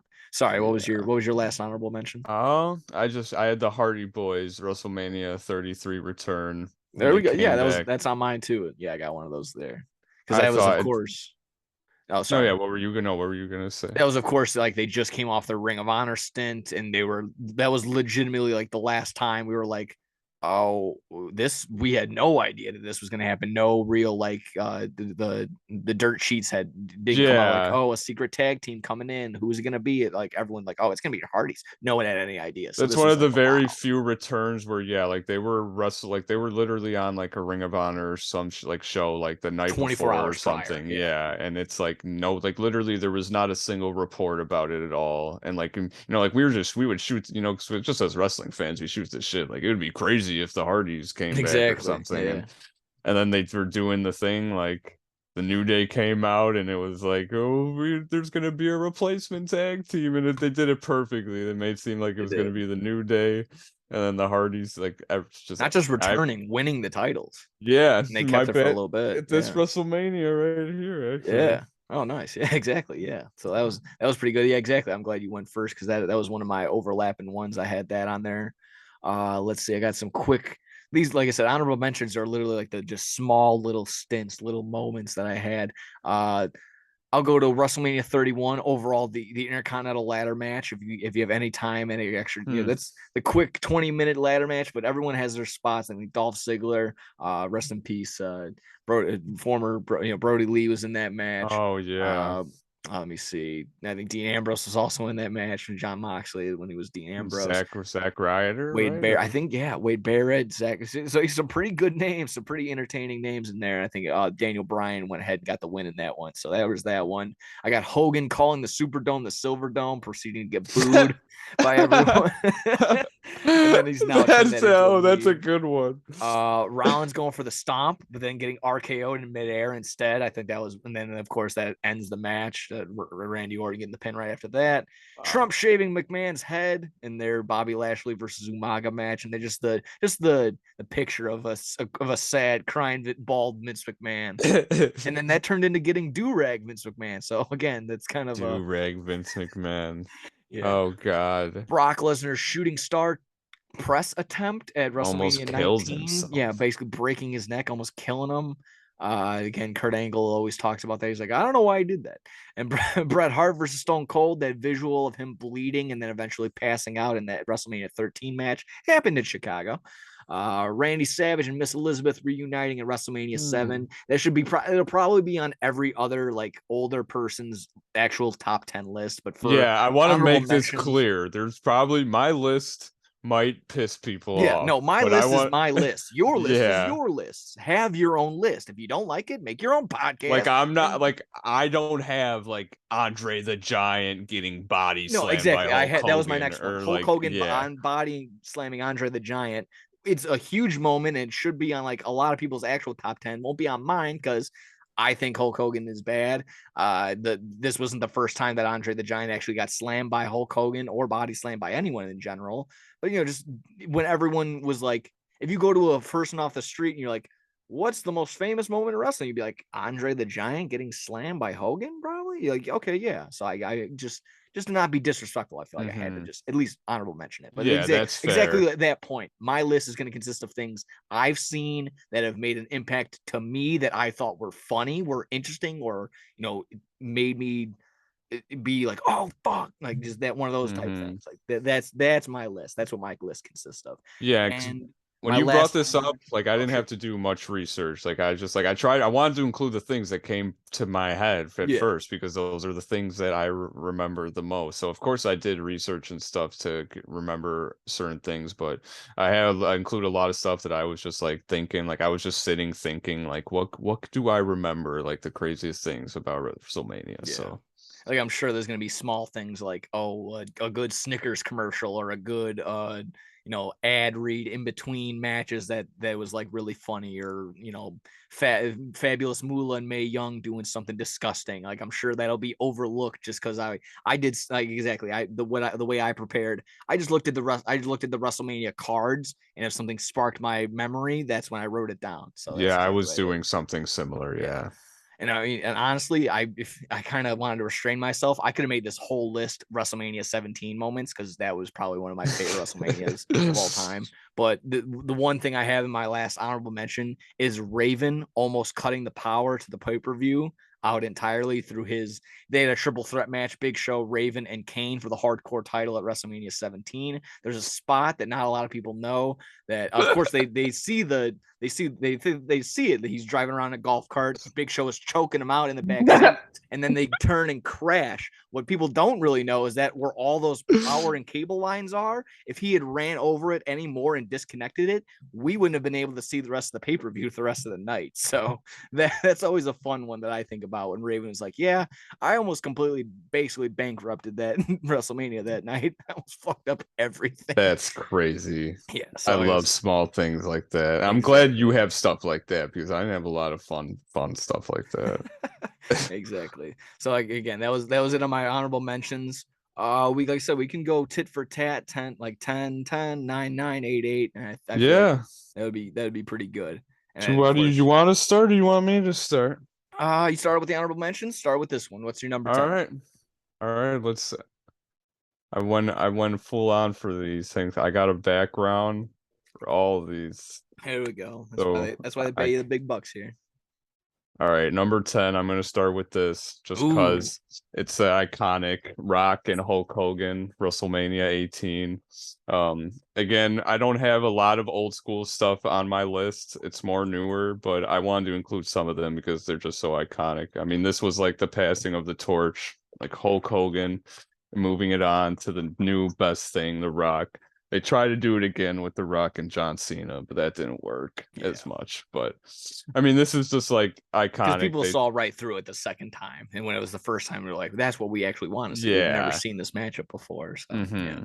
And it was just like again them staring each other down for like 10 minutes straight before the match even starts, and the crowd the whole time is just like going crazy and on their feet. And I hear like wrestling people say it's one of their like favorite matches ever. So Yeah, I just wanted to include it because I'm it is sure an for people iconic that were moment. there, if when they talk about it, the hair on the back of their neck still probably stands up. I can only imagine. Like we've had the White Sox playoff game, and I've been a part of CM Punk crowds in WWE before, but to just have like a WrestleMania, a red hot WrestleMania crowd for a prime, exactly that, just the Attitude Era, just a little bit past Attitude Era, that would have been. Oof, that would have been the bee's knees right there to be in that sort of spot. So that's a good one. Oh hell yeah! It's a good one at number 10. Did you have any more on the number 10 spot? I hate to cut you off. Sorry. No, you're good. No, yeah, I think I'm good. Yeah, I'm gonna try to keep them short and sweet, but Cool. yeah. Cool. All right, my number 10 spot, maybe a little laugh, but again, this is my list, so hate on it whatever you want. Kane beats Chavo Guerrero for the ECW title in 11 seconds. I'll tell you why. The match, obviously, what it was. It's an 11-second match. Why? What was so funny? What's so good about that, Nick? This, again, my list, so it's for me. My brother was looking forward to this match basically all day, and it was just so we're sitting there. We obviously, like we always do, watch the pay-per-views all together. We've been watching them basically since we were kiddos. So he's been looking forward to this match all day long. Here's the bell. He's turned around. He's doing something else entirely. We all see the choke slam, the quick 1, 2, 3. He turns around and goes, "What the hell? Are you? What? Are you kidding me? It's over." So yes, again, while the match, the quality, and whatever happened afterwards storyline doesn't matter, personally at number 10, I had to throw in something that was just so funny to me. And every time I think about that, and even Alan will pull it up too. He's like, "Remember when Greg wanted to watch Chavo, Chavo and Kane?" I'm like, "Yeah, that was hilarious." That's a great story to connect with that. So there you go. So a match that everyone will look and breeze past and probably joke on. I think it's one of the funnier things that's happened at WrestleMania, just because again for that story. I like that. What was your 9th spot?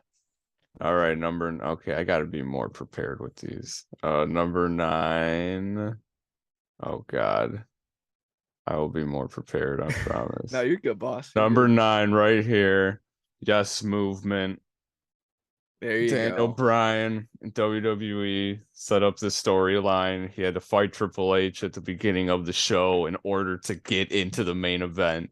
And the whole Yes movement building up to this was awesome. I loved the whole thing where he had like all the fans come in the ring, and like I just love the whole rebel against the higher ups like Triple H and Stephanie and stuff. So Triple H obviously did a great job at being an asshole that whole time, and Stephanie as well. And oh yeah, just great moments with that. And I love Daniel Bryan Danielson now. So this was just I also wanted to include this because it was one of my favorite storylines when I was still watching WWE like that back in the day. So, and at the time, I mean, they kind of did the little pull the rug out from under us over towards the end. We didn't think we were going to get that matchup at all. We were like, oh, we're just going to Randy Orton and Triple H, and then finally they swing it in there. They just a couple weeks in between and before, like, oh, we'll give you the match, but then you're gonna have to earn it, and then you have to do this. So made the moment so much more special. And then I'll yeah. So that'll be good. That's nice. That's a nice spot right there. So I'm interested because I got that there too. I just want to see maybe where it lies a little bit later. So at my if you're done that, I'll go to my 9th spot. Yeah. I got the Undertaker versus AJ Styles in the Boneyard match. If people hate on it, if it's a cinematic match, I think it's one of the best cinematic matchups that anyone between WWE, TNA, AEW has produced so far.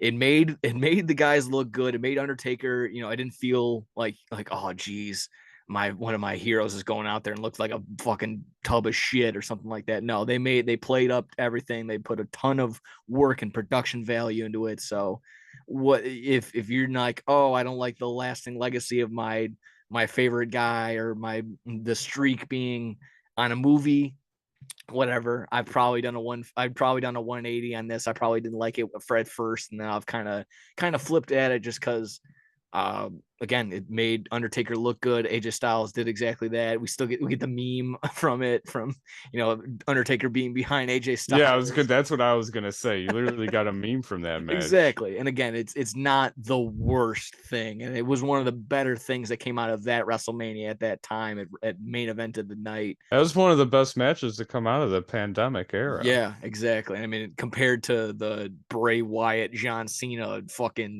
that was a nightmare. That was a sweat fest nightmare. It wasn't a match. Yeah, I don't know what it was. That was a torture chamber. That was in the deep minds of Bray Wyatt. So yeah, there you go. I just had who is reportedly very angry with WWE. Something like that. I don't want to go off tangent. Yeah, I don't know exactly either. He might. I think he got hurt. Did he or did he not? Or if they do, they might use the angle of LA Knight hurt him. I don't know. this is so bonkos between Brock Lesnar not wanting to work with him because he probably doesn't want to get into the supernatural world with Bray Wyatt. Makes sense. Yeah, understandable. Yeah, that thing's I don't want to wrestle a neon match. yeah, I'm good. I'm good. I'm good not having my match sponsored by Starburst or something like that. I'm okay with that.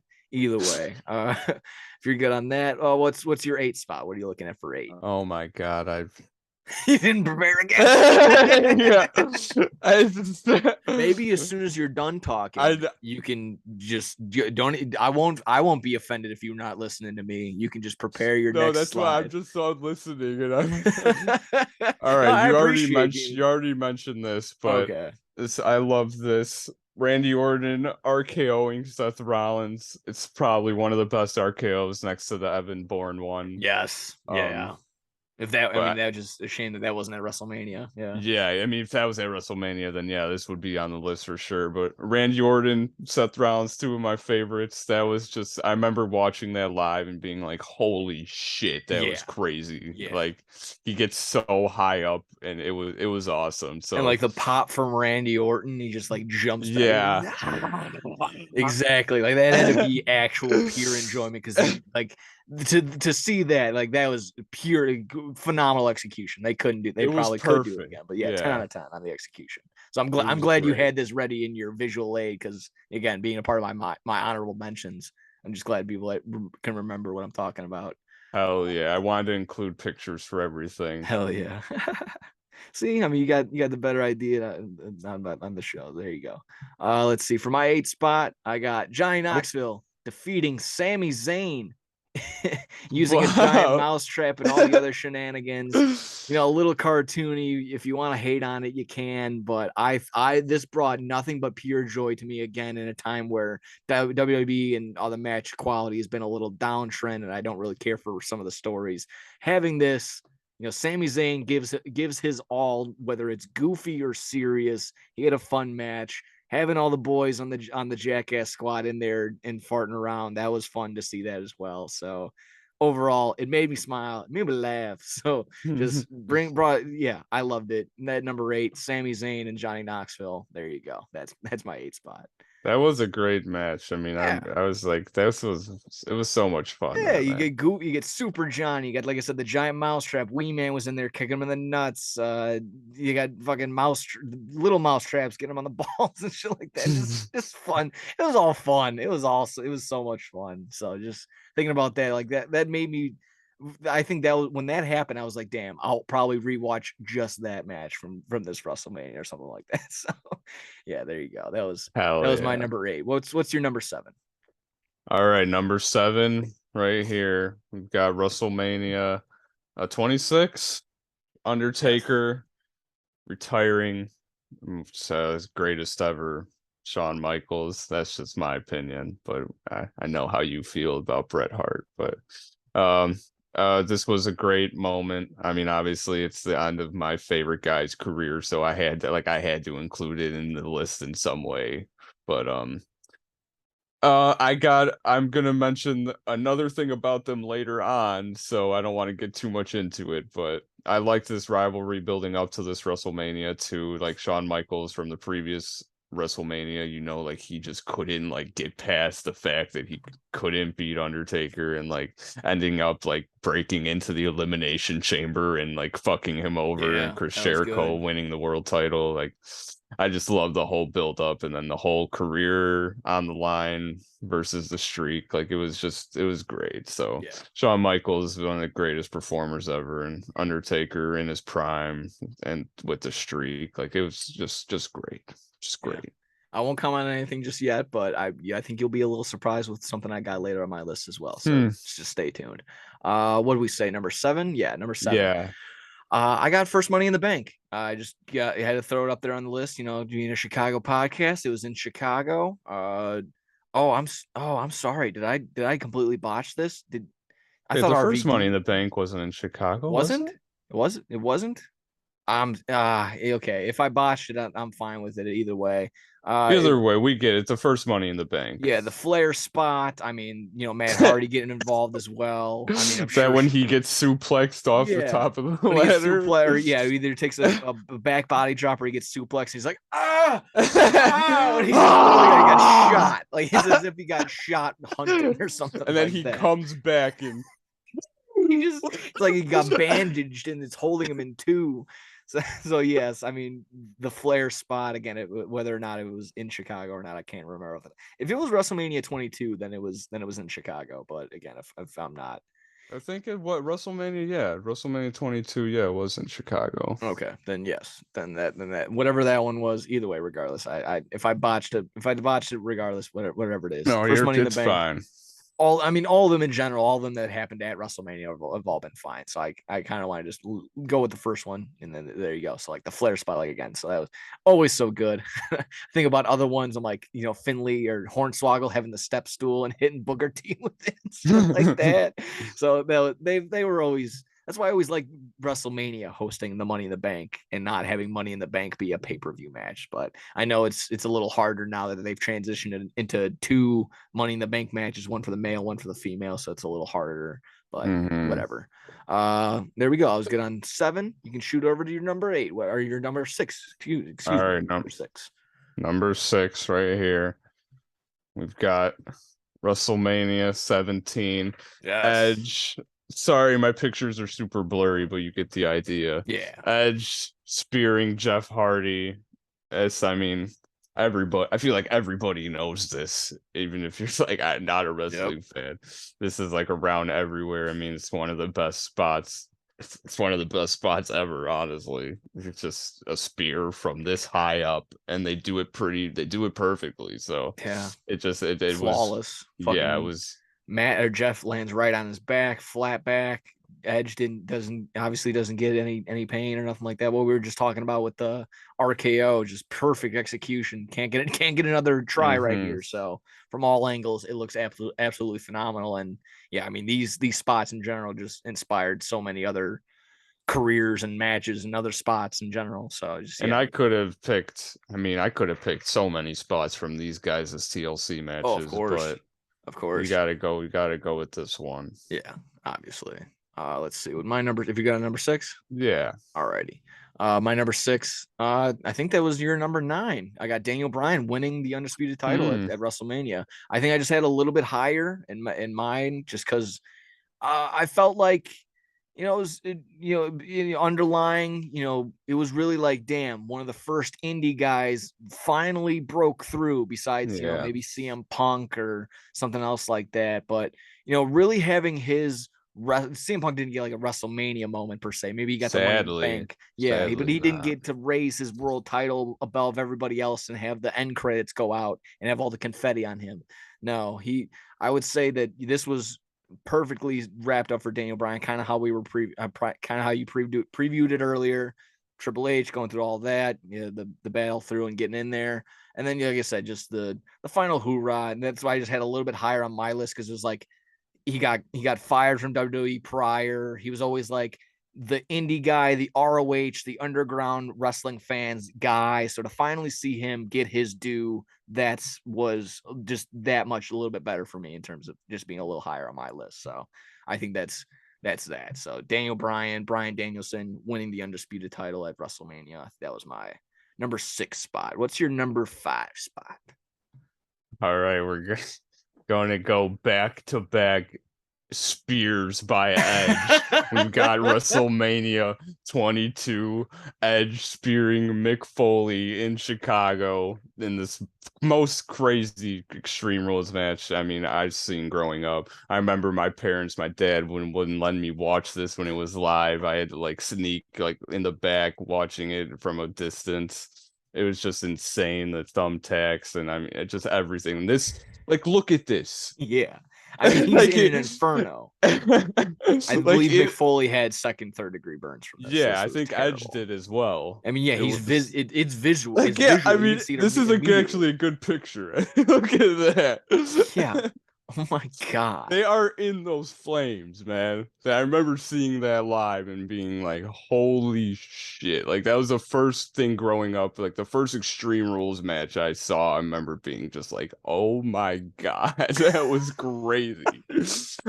Oh yeah, that's exactly that. And probably one of my favorite calls is Joey Styles on this right now as he's setting. my Not only that, it's my favorite. He goes, "What are they gonna do? What do you mean? What are they gonna do? They're gonna go through that flaming table, Joey. They're not gonna have a picnic on that. They're gonna fucking slam each other through it."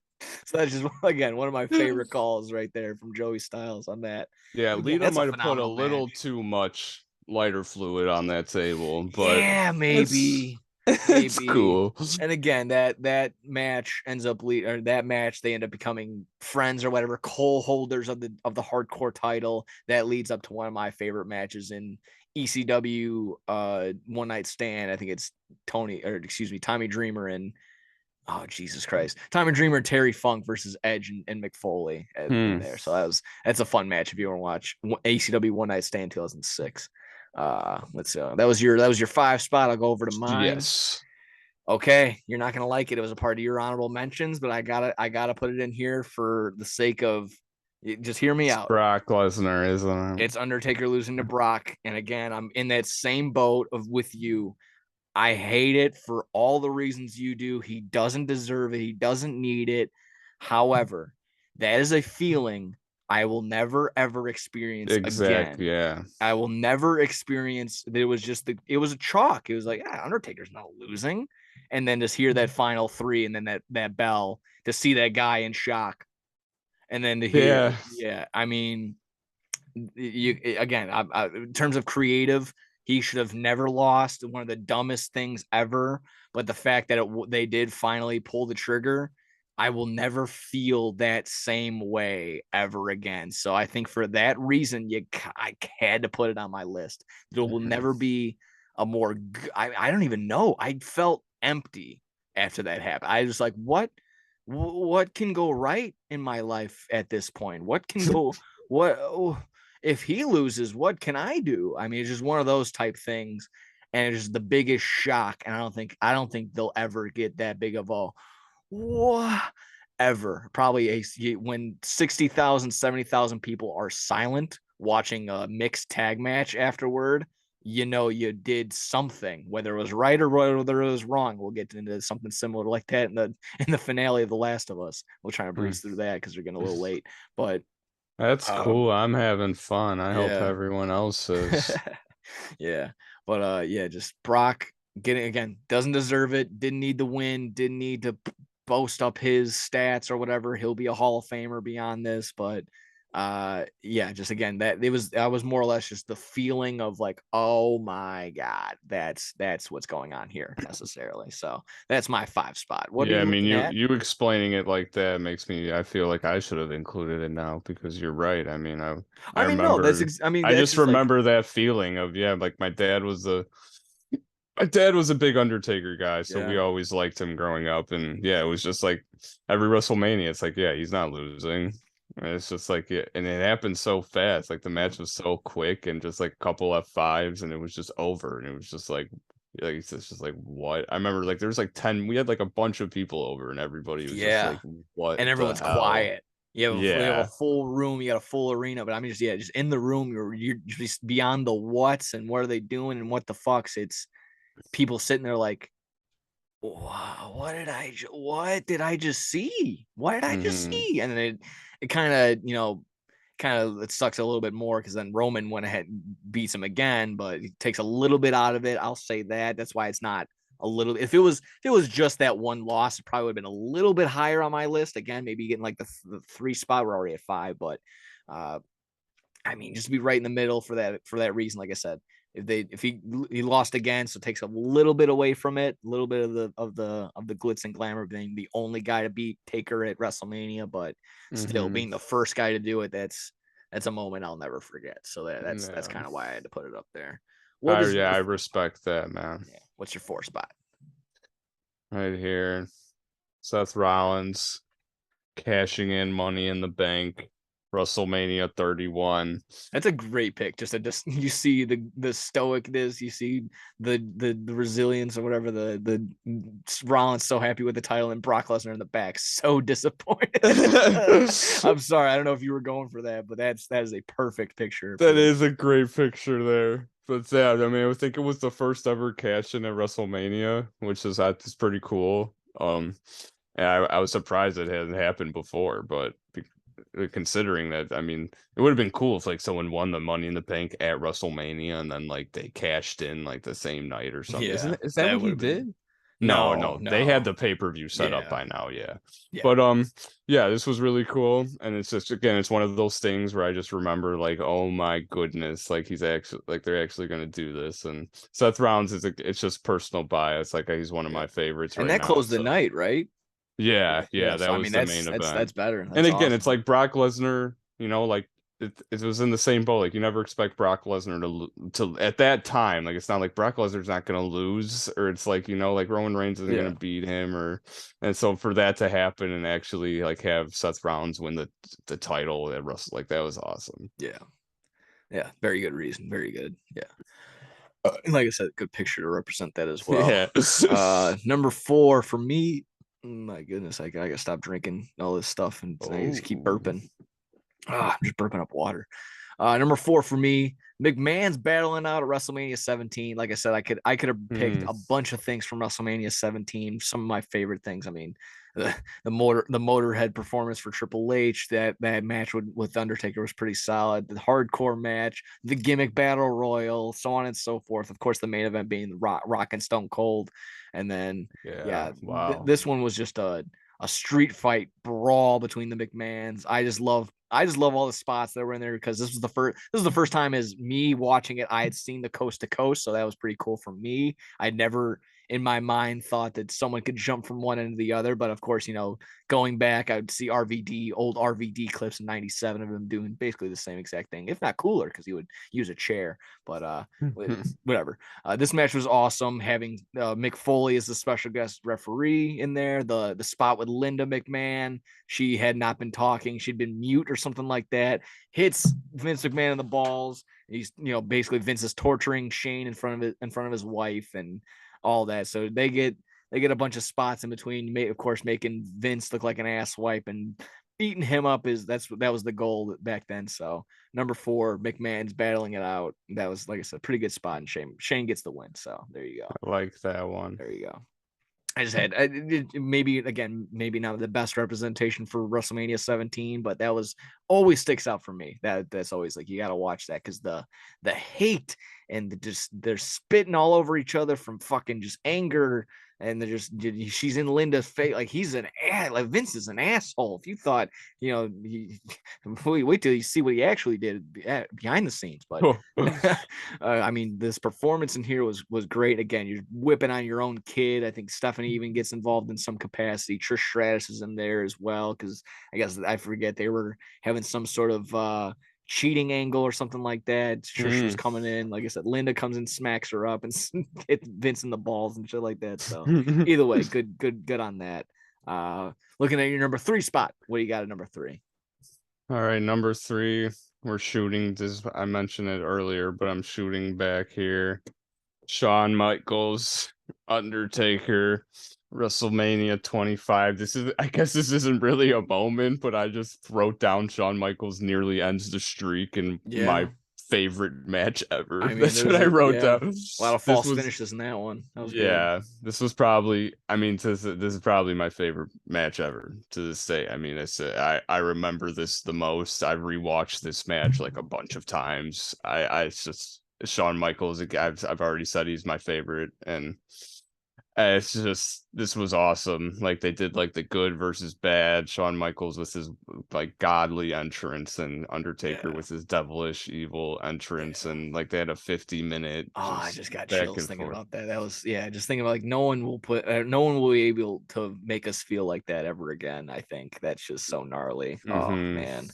Yeah, The again, mystique that it's Undertaker's character had around him was just, it was special. yeah, It was it's special for second to sure. none. I mean, there's And you exactly put him that. with a guy like Shawn Michaels, I mean, everyone saw what they did, and I mean, they had back-to-back WrestleMania bangers. I prefer this one, which is why I ranked it higher. I mean, you But could argue that he had 3 straight best WrestleMania matches. I mean, between Flair back to back, Undertaker and Taker. So I mean, yeah, that's true.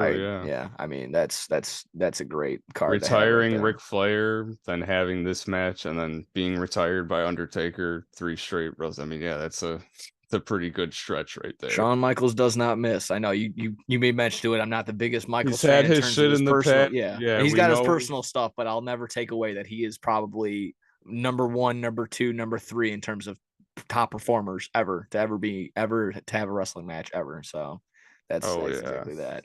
Exactly. I had to give Michaels his flowers There you here. go. All right, my computer's almost dead, so I'm gonna get a charger real fast. But you Okay. just jump into your next one. All right, I will, and I think you're actually gonna be a little surprised. So I'll drag it out a little bit longer, maybe. I'm But still listening. okay, it's gonna be might be cheating.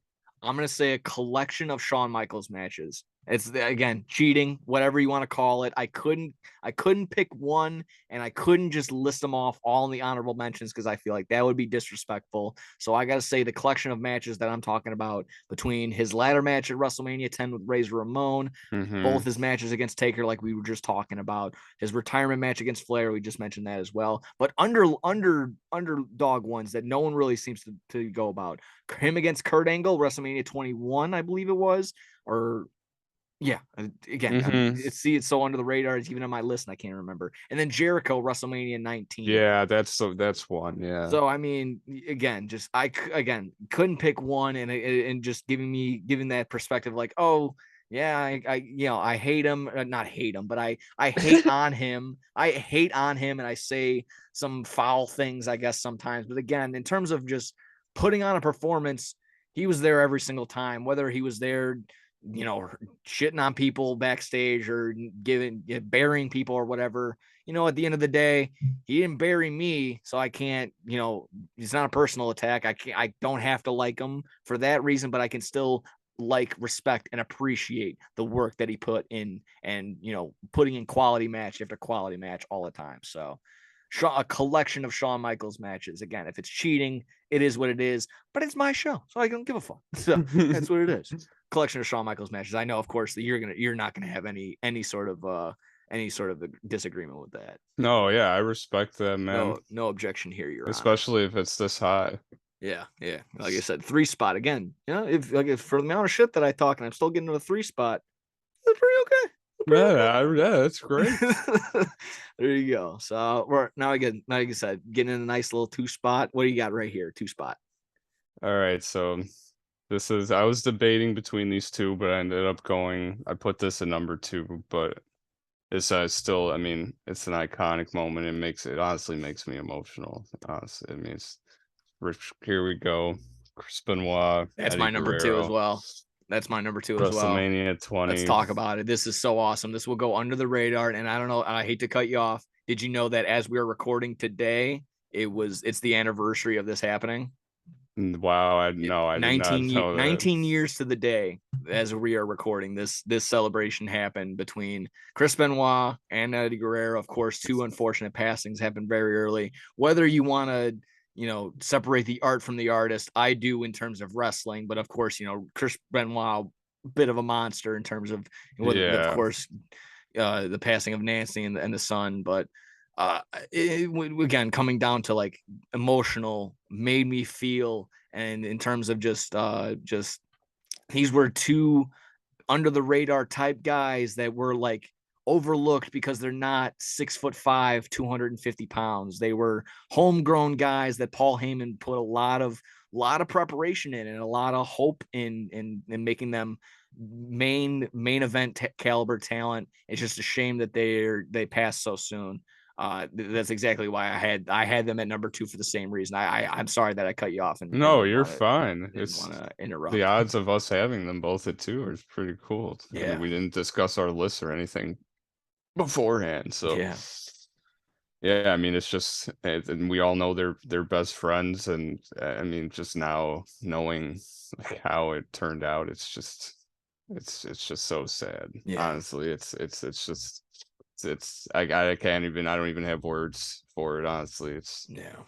I know. It's of course, yeah, it's upsetting. One of the biggest, if not the biggest what if in wrestling, if just, what if Chris Benoit got some help, or what if we just got to him beforehand, whatever. It's neither here nor there. It's just again, just the emotion that night is just two guys, again, truly best friends. They've been in the shit, riding around, going from town to town in WCW, in the Indies, ECW, all that jazz.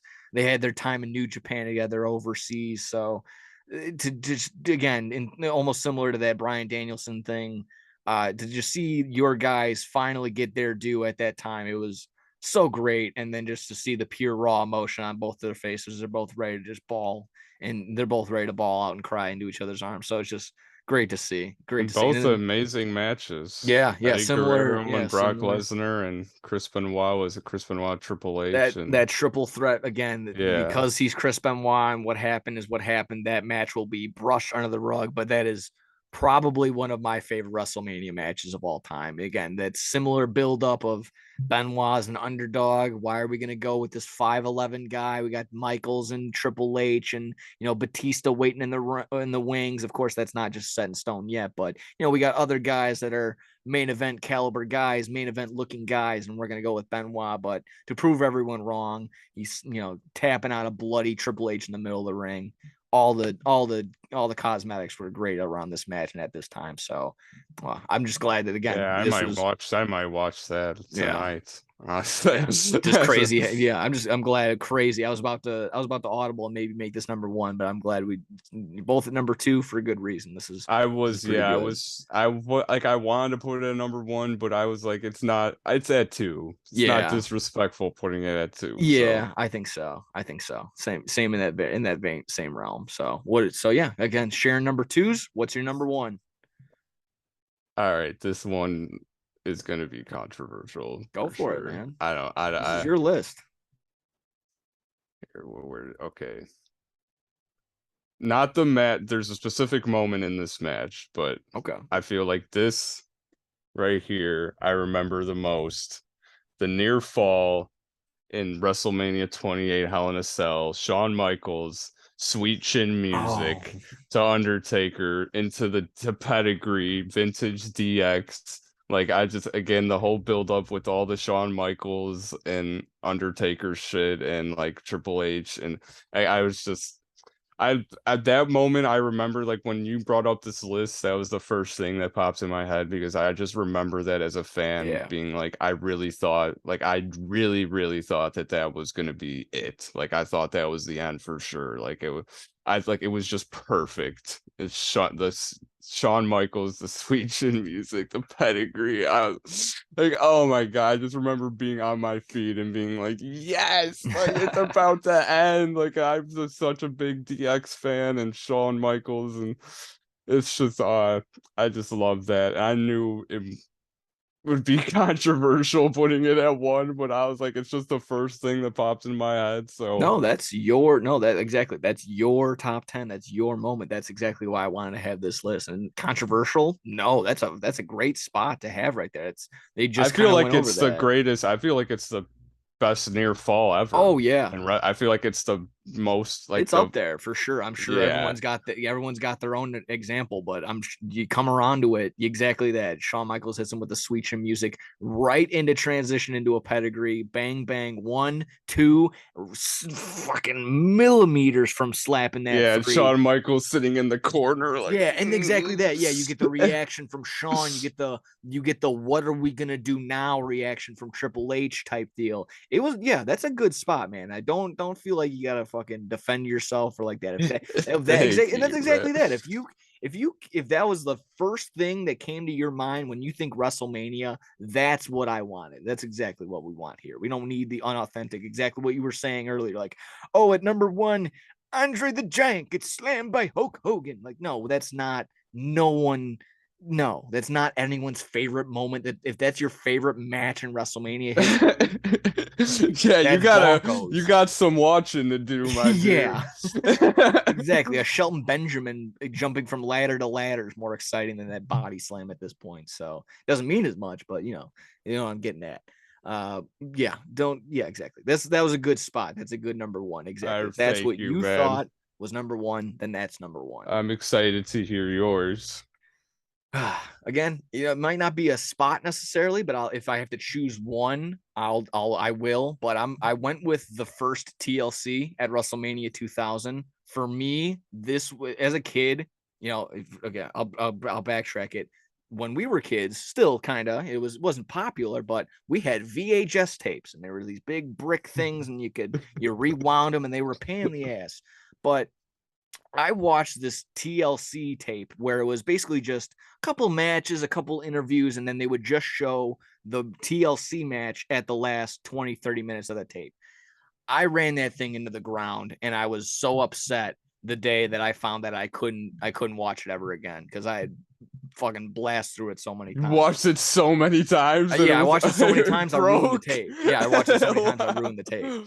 Wow. Between rewinding it over and over again to recreate spots in my like jumping around in my bed and stuff like that.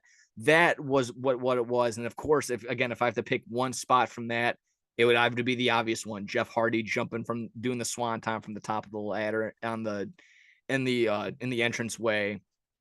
Sets it up great. And I mean, I think it's Bubba. Bubba takes it. He does his little like spastic little twitch afterward. I think from Jeff Hardy's words himself, he lands straight on his ass. He hurt his tailbone so bad.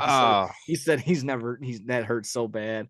But I mean, between that, they all three tag teams work together so great. Obviously, they have two other ones after that, and we're just I would say the first one's probably the best, obviously, but just as good are the other two with good prominent spots. But you got to go to the first one. You got to go to the big one, TLC number one. And again, if I got to pick a spot, I'll pick the Jeff Hardy spot right there. So there you go. That's a great one, man. I mean, their rivalry is one of the most. I mean, everyone remembers the Dudleys and Edge and Christian and the Hardys. Like they've had some of the best spots in their matches, so that's great. Yeah. So I mean, between that, I just think again, it can't go wrong right there. Yeah, Bubba's a little bit of a dickhead now online. You say, I just like now he's kind of gonna get him back into the news. Like, oh, referees, this is how he went. He was actually sharing some TLC spots or whatever like that. How it should be, referees not helping. And then the one guy was like, I'll just leave this here. And it was exactly that. The referee holding the ladder for Jeff Hardy as he does that spot that I was just talking about. So so just stuff like that. Just like Bubba, like, what are you doing? I will say Hobbs had an absurd amount of refs. Okay, that's fair. But the ladder was really fucked up. Yes, and again, Bryant. But it looks like he had a faction of refs. Like that is fair. Again, that is fair. But the bald-headed referee in AEW actually clapped back at Bubba Ray. He was like, you know what? If it's for the sake of actually, maybe it doesn't look cosmetically I keep saying that. Doesn't it's look just pleasing. For safety. Yeah, man. it was literally that. Like these, at the end of the day, yeah, these are people I work with. These are my friends 9 times out of 10. I want them to be safe. So if it looks cheesy, bad, gimmicky, so be it. I'm just glad that again, it could have been a little bit better on the production side, not to have him zoom out and see all the referees, but again, good that the referees actually did be safe and do their job. Again, they're not helping necessarily. They're just making sure these guys don't die. I don't know. It's just Again, if you're on the other end of like, no, we want these guys to go up on these broken ladders, and that's your fault if you go up there and break your femur. Sorry, that's wrestling, dude. Like, no, it's again in the realm of like, I'm like such an asshole. Exactly. I'm ashamed to be a wrestling fan. Like other people that have that opinion, like, oh, we're one and the same. We're both wrestling fans. Like, no, we're not the same. We are not the same. You are a fraud. I am a wrestling fan. You're a fraud. Exactly. So that's basically it. That was our list. I mean, again, we can recap it or whatever, but yeah, you got a pretty solid one right there. Oh boy. Again, those are great lists. Yeah, WrestleMania, one of the better times of the year, whatever you want to say. Yeah. One of the best times, whatever it is. Booking wise, just in general, if you're around the area, it's probably electric. So That's going to be obviously on the bucket list when it's not so Yeah, crazy I was expensive. Get over about to say WrestleMania that. 2. Yeah, so that'll happen at some point. I'll be Yeah. at a WrestleMania at some point Probably in like my again, life. probably sooner rather than later here in actual, in Yeah, I was gonna say Arlington. once they're back here, once they build that new stadium. Oh yeah, we'll get our WrestleMania 42 or something like 45. It won't be that bad. Let's Sounds see. good to me. If you're good with that, we can get into our dessert portion. Last of Us finale. It was a good one. It was a great one. I'm not gonna go frame by frame like I've been as of late, but I just kind of I guess maybe just get to the ending or necessarily just whatever you really want to talk about, the highlights, lowlights. This is a great episode. This is a great episode. Let me see. I guess again, just in terms of just jogging my memory, we open with Ellie's a little distraught. They're kind of finally getting more into it, I guess, just figuring each other out. She's obviously just had that traumatic experience with David, so on and so forth. Like I said, uh, this is pretty good. They finally get to their destination. They're taken down by the Fireflies, and Marlene kind of explains to Joel what I predicted. I don't know. You did. Yeah, I You guess I literally did. predicted. You said it's gonna all Yeah. be bullshit, and They'll call me there's fake. I swear on my life. I have not played this game. I have not watched videos. I haven't seen nothing. This was my first exposure to The Last of Us and the storyline. I And literally recall you saying like they're gonna see if she could be to make a cure or something. Like I remember you saying that, and just I've been thinking in my head like he's literally calling this exactly. yeah, dude. I mean, I wouldn't say that was bad. Like it's like, oh, like you could have made this. Like it was interesting the route that they took because obviously it becomes a philosophy question of whether or not Joel's It's good decision or was correct, bad. and Yeah. it was a toss up of. I mean, you have to consider a bunch of things, like Ellie gets lied to, which again, I love that they're kind of cracking back to the other episode where she was like, you can just make something up and I'll probably end up believing you. And sure enough, he kind of does in that part where he's like, oh, contractors were the best. Everyone loved contractors. And he's just like, yeah, Ellie, there's other people like you. They're just gonna get a cure from them and not you. They didn't need you actually. They were all good. And Yeah, just Marlene, made that up. Marlene, she's a little tired, so she She's didn't say cool. bye. Just shit like that. Just so yeah, I guess that would be the question. I mean, you being able to sit on it longer than I have, you played the game and you understood from what it was. So how do you feel Joel handled the situation? What was the moral? Did you feel a moral dilemma? What was your final take from that? Go for it.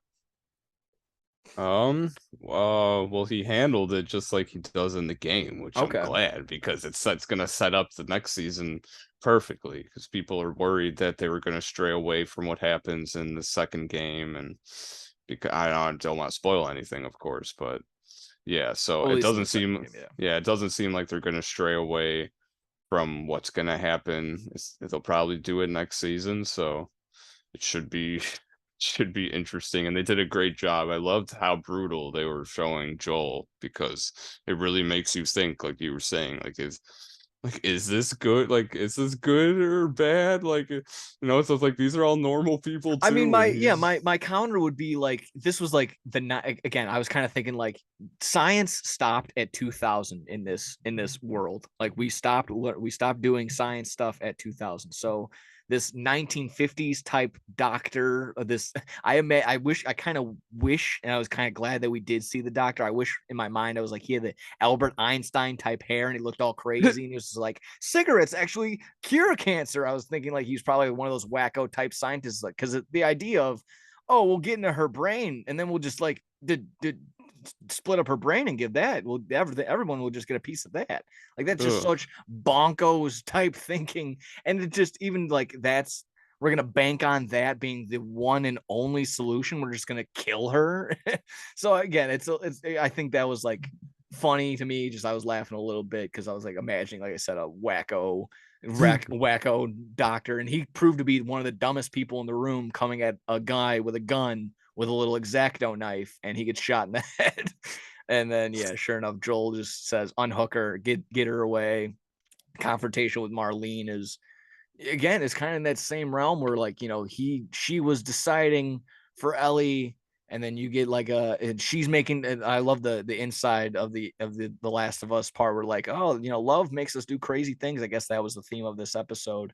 Between Marlene making her decision based on love, Joel making his decisions based on love, and all that, so on and so forth.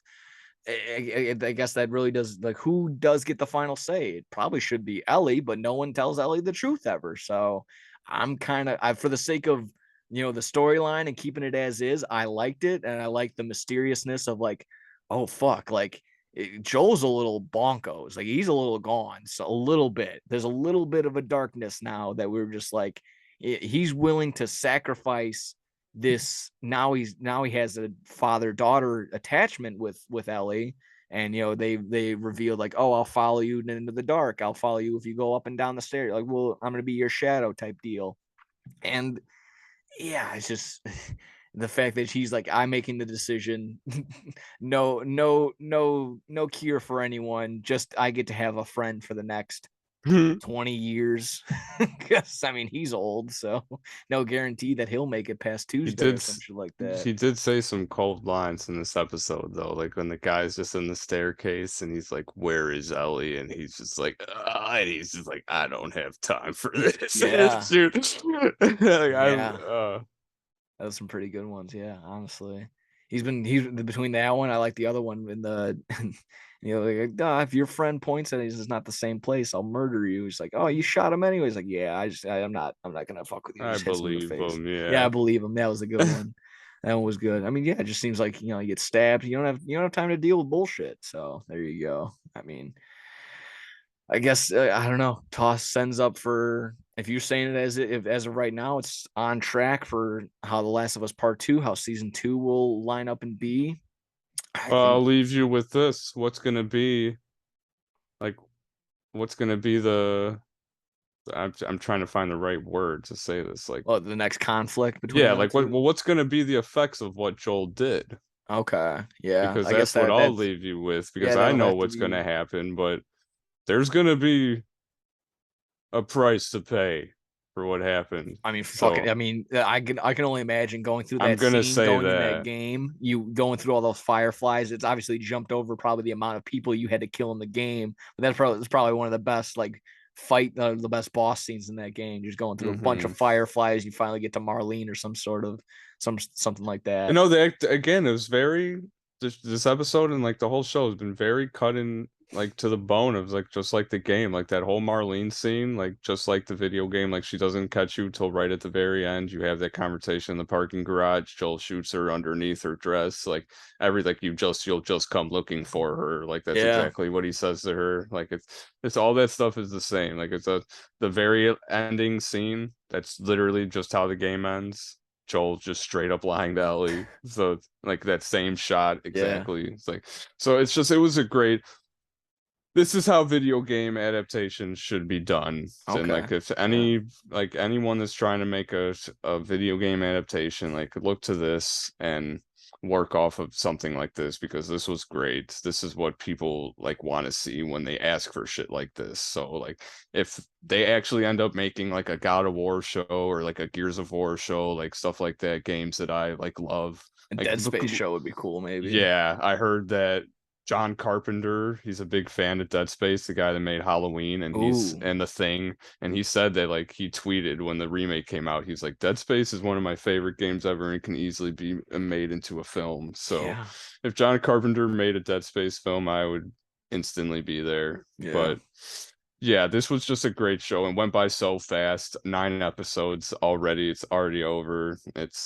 And I'm so glad that people it's rewatchable. It's definitely rewatchable. I mean, just in terms of like if you're just like showing it to someone brand new and they haven't had it, but like there's parts and there's episodes I want to go back and I want to just rewatch this season just for the sake of like, now I have a better understanding of stuff and just maybe there's a couple of things I'm not gonna miss, whatever. Sometimes I watch them a little late, so maybe I'm dogging on my phone or whatever, but it's never like I was groaning through an episode to get through, or I wasn't like looking at my time, or I wasn't like clicking up on the thing like, oh, thank God there's only 10 minutes left or something like that. These were just give me more every single time. It was phenomenal between the performances, the way that was directed, like you said, and just just every piece by piece, just great, and just I want And more. now you can play the game Yeah, maybe there at you some go. point, and then you can see like, oh, it's really just like the show. Yeah, Like, I think it was free on the PlayStation Store, at least not the remastered one that they just dropped for another,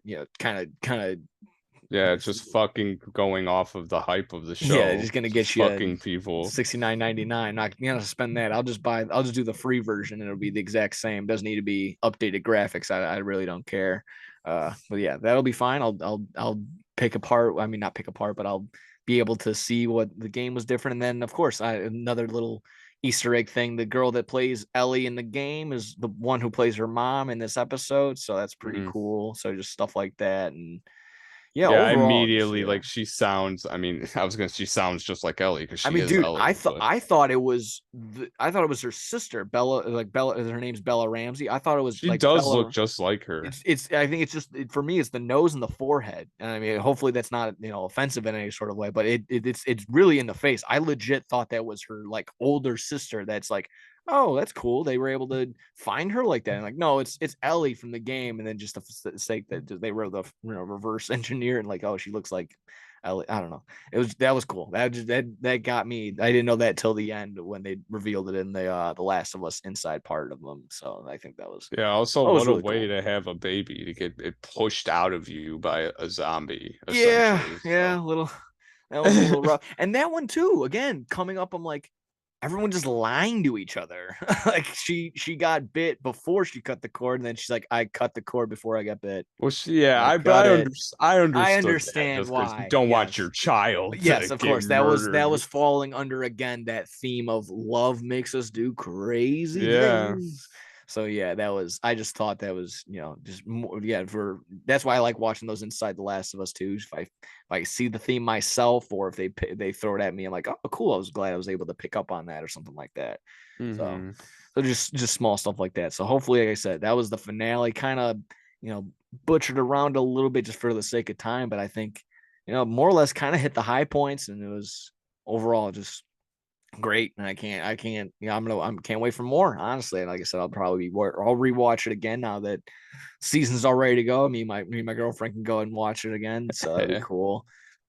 She was really like, so as soon as I told her that episode 3 made me cry, she's like, "Oh my god, I gotta watch it." Now I'll be like, I won't be so sad because I'll probably make a joke and I'll probably have to play up to it. But Yeah, after the either jokes way, that we made in the past. exactly, yeah, the fun stuff when they're just sitting there eating strawberries, I'll probably just start laughing for no particular reason because they made a pie. Someone made a strawberry pie and then they did the crust with their faces on, and I just thought really cool, really cool. Again, people on Wow. Twitter. Sometimes it's social media is disgusting, but people are interesting sometimes. Either way, that was if you got anything else lingering on The Last of Us. Trying to think. No, yeah, I think that's everything. Awesome. Well, in that case, I think we can wrap it up. Check, please, my guy. I'm gonna need to wrap it up over here. Good food over here, good appetizers, main course, dessert. We're wrapping it up here on No Substitute for Sports, episode 10. Over and out over here. Thank you, as always, to everyone for liking, subscribing, sharing us around. Always love that. Always love the joy and that it gives me. Seeing the numbers, that's fine, and that's all cool. But of course, the interaction. Thank you, Troy, for the phone call. Always fun with that. Alan, take those notes. Take your Take notes. Take the take notes. them. Just take them, or else we know where you Mm. live, and we'll disclose that information if you don't. Wow. That's true. I'm just kidding. No, I'm not. Thank you guys again for watching. Like I said, like, share, subscribe, do whatever you want to do. We'll see you next time. Take care of each other and take care of yourselves and each other. We'll see ya. Go Bears.